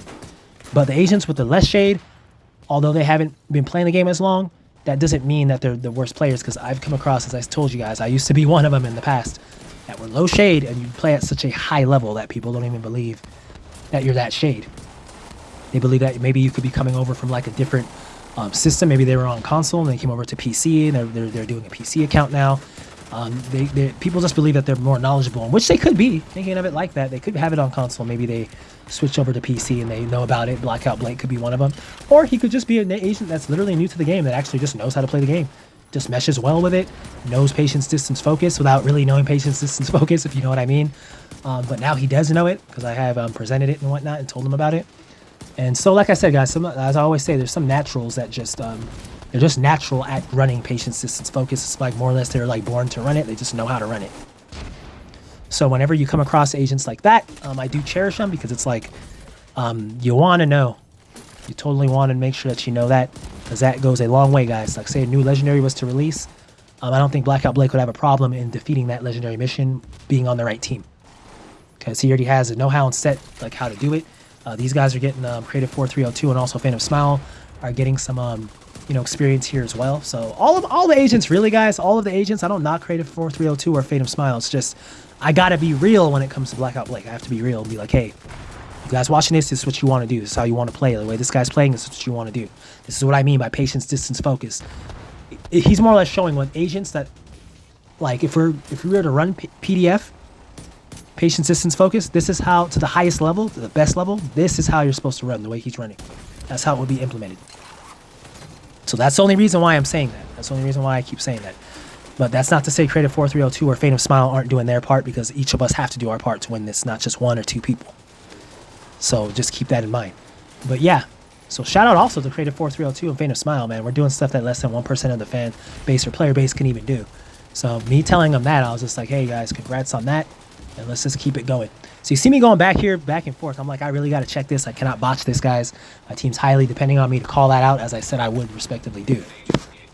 So I'm like, my goal, guys, is to totally call that out and make sure I get that chopper alert to them as soon as possible so that we can make it back in time. And the faster I'm able to do that and catch that, is the better it is for my team, guys. So this is one of those parts, again, as I say, it's either you can get it done or you can't get it done. And that's a part of the grit. And it's nothing to me, guys. I enjoy it. Some people can look at it as pressure. Your entire team's relying on you to do something, but that's what these missions entail, guys. I would have never called these guys to do this mission had I not had the ability to do what I'm doing here. So kudos to you guys, and kudos to all of them that wanted to come. Because when I was calling it out in the chat, guys, a lot of people did not want to join. They were just ignoring it, like I wasn't saying anything. I was like, yeah, I know a lot of agents will be afraid of this one. Tidal Basin, Legendary 4 directives. A lot of people aren't even going to want to run that. They feel it's a waste of time. It's going to be a wipe, in which it will if you don't know what you're doing. But if you know what you're doing, you know how to practice patience, distance, focus. Hit that like, guys. Hit the hype. Let a lot of agents know about it. You, too, will also have success at these missions. So that's why I say that, guys. I say that because I want each one of you guys that are even watching this to be able to even attempt these things. I don't want it to seem like it's just an impossible task, because that's what a lot of agents think this is. It's like you say you're going to run something like this, and they say, yeah, my name is Superman, and my brother's name is Batman. You know, it's like they don't think it's possible. They think that, and even if you do get a little far in the mission, you're just not going to actually beat it. And it's like, that's not the mindset you want to have. So you see me going out here again to check it, guys. I keep going back and forth. I totally cannot stress it enough. I gotta be on that in order to get that respectively done. I've got to be on that. We don't want to be caught off guard. I don't want any of my team to be cut off or late with this. So I kept coming out. I was like, I got to check this thing. I got to make sure. Because I know after a certain time, and there was a chopper right there, guys. I heard it. I was like, time to come. I was letting them know, chopper's there. Let's run back, guys. Run back. There's going to be a chunga. I'm going to do my best to set it up on them. I'm going to get my, well, actually my overdrive wasn't there. I got the nades. I threw some nades at these, or nade at these guys to try and get them off task. For the most part, all my team got over, guys. Excellent play by each one of these players here. That's what I'm talking about. We all got back, and I was saying, see how that chunga came up? Now, Big Boy's going to run up there and hide, I was telling him. But we got back in time. That's how this mission can sandwich people, and that would be such a horrible place, guys, to wipe. That'd be such a horrible spot to go down in and lose the mission due to that being taken off guard. So this is just one of the ways you do it. You want to run back and take these guys out. And I was just telling them, now it's just rinse and repeat what we were doing earlier. Just take these bastards out from here. They can't rush and come up on us. Take him out. And then there's going to be other ones behind us. So they're up there. And notice, guys, if you totally notice, we're not seeing that chunga, are we? So the big bastard, he thinks he's smart, guys. And this is how they'll try and play. He tried to run. He ran back in there so that we couldn't hit him from here. And he's going to try and surprise us up close. So I was telling him, notice the chunga we have not killed. He ran off. And if I'm not mistaken, I believe there's like another chunga inside the area that comes. So I was telling him we're dealing with two of them. So just be weary. There's going to be one of them that most likely try and probably come out and try and sneak attack us from one of the sides. So I was telling him, watch both of the angles. We don't have the mini map to show us where this guy's standing at or where he's at. So I was like, let's just kind of see. Let's just focus. And from what I'm seeing, it looks like he ran all the way back in. He hightailed it himself way back in here. So he's right there. So we see the bastard right here. I was like, we got to take this big boy out. See me throw my nade there to initiate the wonderful, beautiful tier 7 overdrive overcharge. And we're taking this guy out. So we got to get this guy out of here. And as you see, what's taking this bastard out, you see this other bastard trying to come around the corner. Little henchmen get annoying. As soon as we start fighting the Chungas, they get so bold and they all start coming in, as you're seeing here. And you want to keep that in mind, guys. You want to keep that in mind. They're trying to just distract us so the Chunga can get his spot. That's all that's for. That's what I noticed. I played this so many times. These missions like this, they're trying to get the Chunga to have the best position on us. So if this guy moves up, and I was telling you guys, let's just kind of back it up. I was like, I'm sure there might be like, there is another one. So we got him out. He dies, but lo and behold, look, as he was coming in, he was trying to set it up for this other bastard to get us off guard from behind. You guys notice that? So that's why I was telling him. It's just about key know-how and experience, guys. I knew there was another one of those bastards in there, and they were trying to wait to try and draw us in. And so we were hot. We were fast with that. We were able to kill that one quick, keep our distance to a comfortable enough level. Creative 4302 went down again, but all I can do is applaud his resilience, because he learned a lot. I'm pretty sure, agents, you're watching this, you learned a lot within this mission and how to move, if anything, if not else. So, if anything else, you learned how to move and just got a lot of experience. So one thing I could say these agents got off of this is experience. As far as Blackout Blake, playing excellently well. Fan of Smiles a little more farther back here, playing well. But I did notice Creative 4302 going down a few times. So the only thing I could say to that, agents, is that you're learning. And like I said, there's a first for everything. It's not every day you go into a 4-directive Legendary Tidal Basin mission, guys, with complete random agents and get the job done. So you see me going here, I was saying I got you. Let me kind of see if I can revive him. As you see me doing that, you see this bastard kind of trying to run out here. And as soon as you're reviving your teammates, these guys are really fast on the move. They don't want us doing that. So you see us here. I'm not sure if we got that other Chunga, though. I think that bastard moved. Yeah, you see, he's still out there. He's trying to get an angle. He tried to move to the right on us. So, and that's just me using my eyes, keeping this guy in my sights, because we don't have a mini-map. These guys will try and catch us off guard. I believe the bastard's on this side. This is him. Yeah, he's right here. See, he tried to come on the right side. He was on the left earlier. So now he's on the right here. We're taking him out. He's trying to walk back that way. I'm watching the left side. I'm telling these guys, in case there's any other enemies, just watch the left so nobody sneaks in from behind. Let's take this big bastard out. Once we get him out of there, guys, excellent. We are able to move forward to the final spot, final position within the room, guys. Within the respective room, we are able to move. And there it is, guys. As you see me here, put the exercise on. We are at the final phase of Legendary Tidal Basin. 4 directives, no modifiers, random agents, all below 1k shade. Can't make it up, guys. You're seeing it right now. You're seeing it. The haters are seeing it. You're all seeing it. Hit that like button, guys. Can't say it enough. Hit the like button. Get the video out there, guys. That's all I can say. YouTube doesn't do the best job of doing it at times. We got to get this out there. People got to see this, guys, because I'm baffled at how many agents don't know who I am at times. And these guys are too. They're like, man, like, you know, some of them let me know, they're like, you should be known. Like, there's no way you should be doing these types of missions like this and you're not known. It's crazy. You know, like, and like I said, real recognizes real, guys. So I know some of these other content creators, these bigger ones up here, and you guys too. I know some of you guys are seeing this. There's no way you can't be seeing some, as much as these guys breathe and live Division. Like, there's no way they're not seeing this. They cannot be coming across this video. So it's like, to them too, if you guys can do a shout out, it would help. It will help the community. Get that much more hip. But who knows, guys? Not everybody likes this stuff. Not everybody likes seeing agents do something that they struggle to do or maybe can't to do. So I'm real, guys. I'll point stuff out. I'll point all sorts of agents out when I see stuff. But not every content creator is like that, guys. You have to understand that. And like I said, that's why I say you got to hit the like so everybody can see this. Haters and all. Because like I said, haters come in all ways, guys. Haters come in players. Haters come in being other content creators. It's all over the place, guys. It's all over the place, honestly. So we are at the final phase, guys, of Legendary Tidal Basin 4 directives. Highly appreciate any and all of you guys that joined in for this live stream premiere, as we are approximately 2 hours, 38 minutes in, and we are going to the last room, guys. Let me just tell you this. This final room was crazy, and as you shall see here, there's a certain method we have to do in order to get this done. But I shall say that one of the agents do end up leaving, sadly, faint of smile. It was tough. We tried this mission, like literally, guys, this room.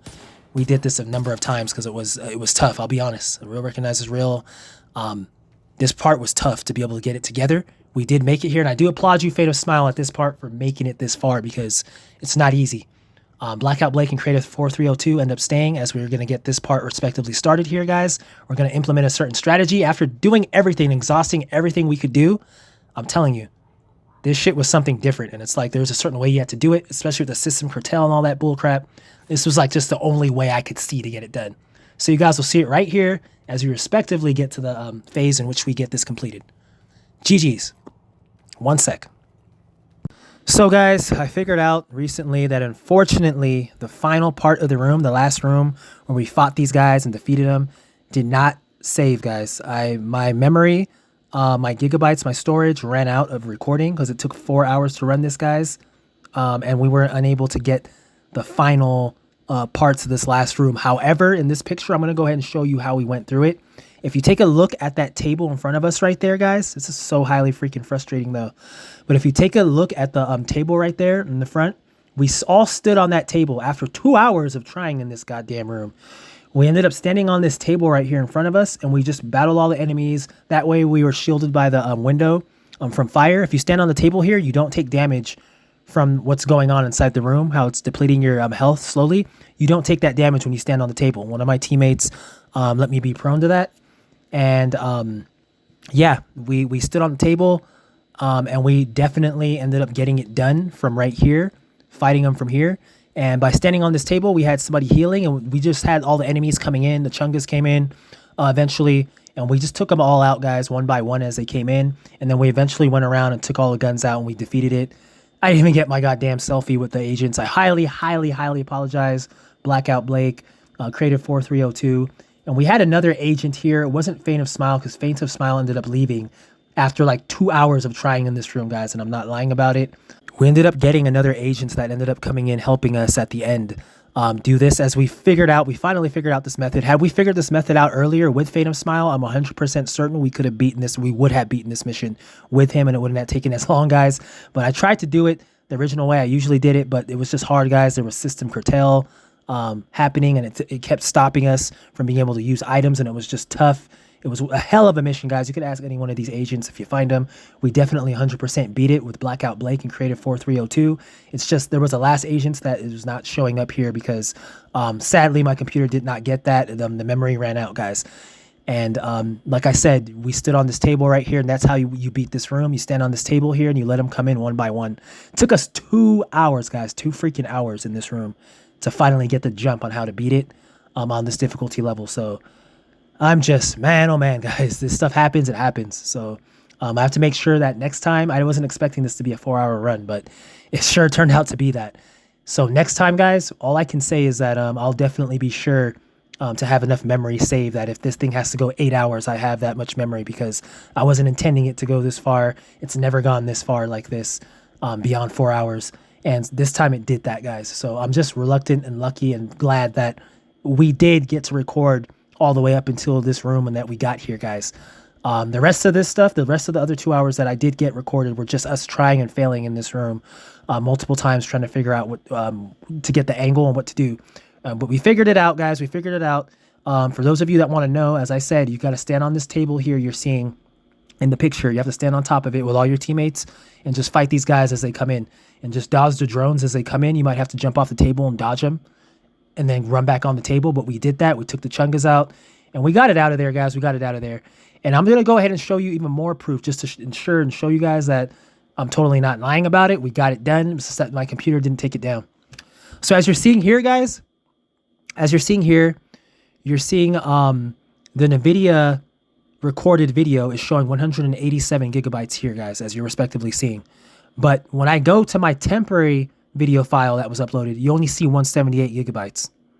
So we're seeing at least 9 gigabytes missing from the file. So that's showing you that that's the missing files that were not recorded because we ran out of storage.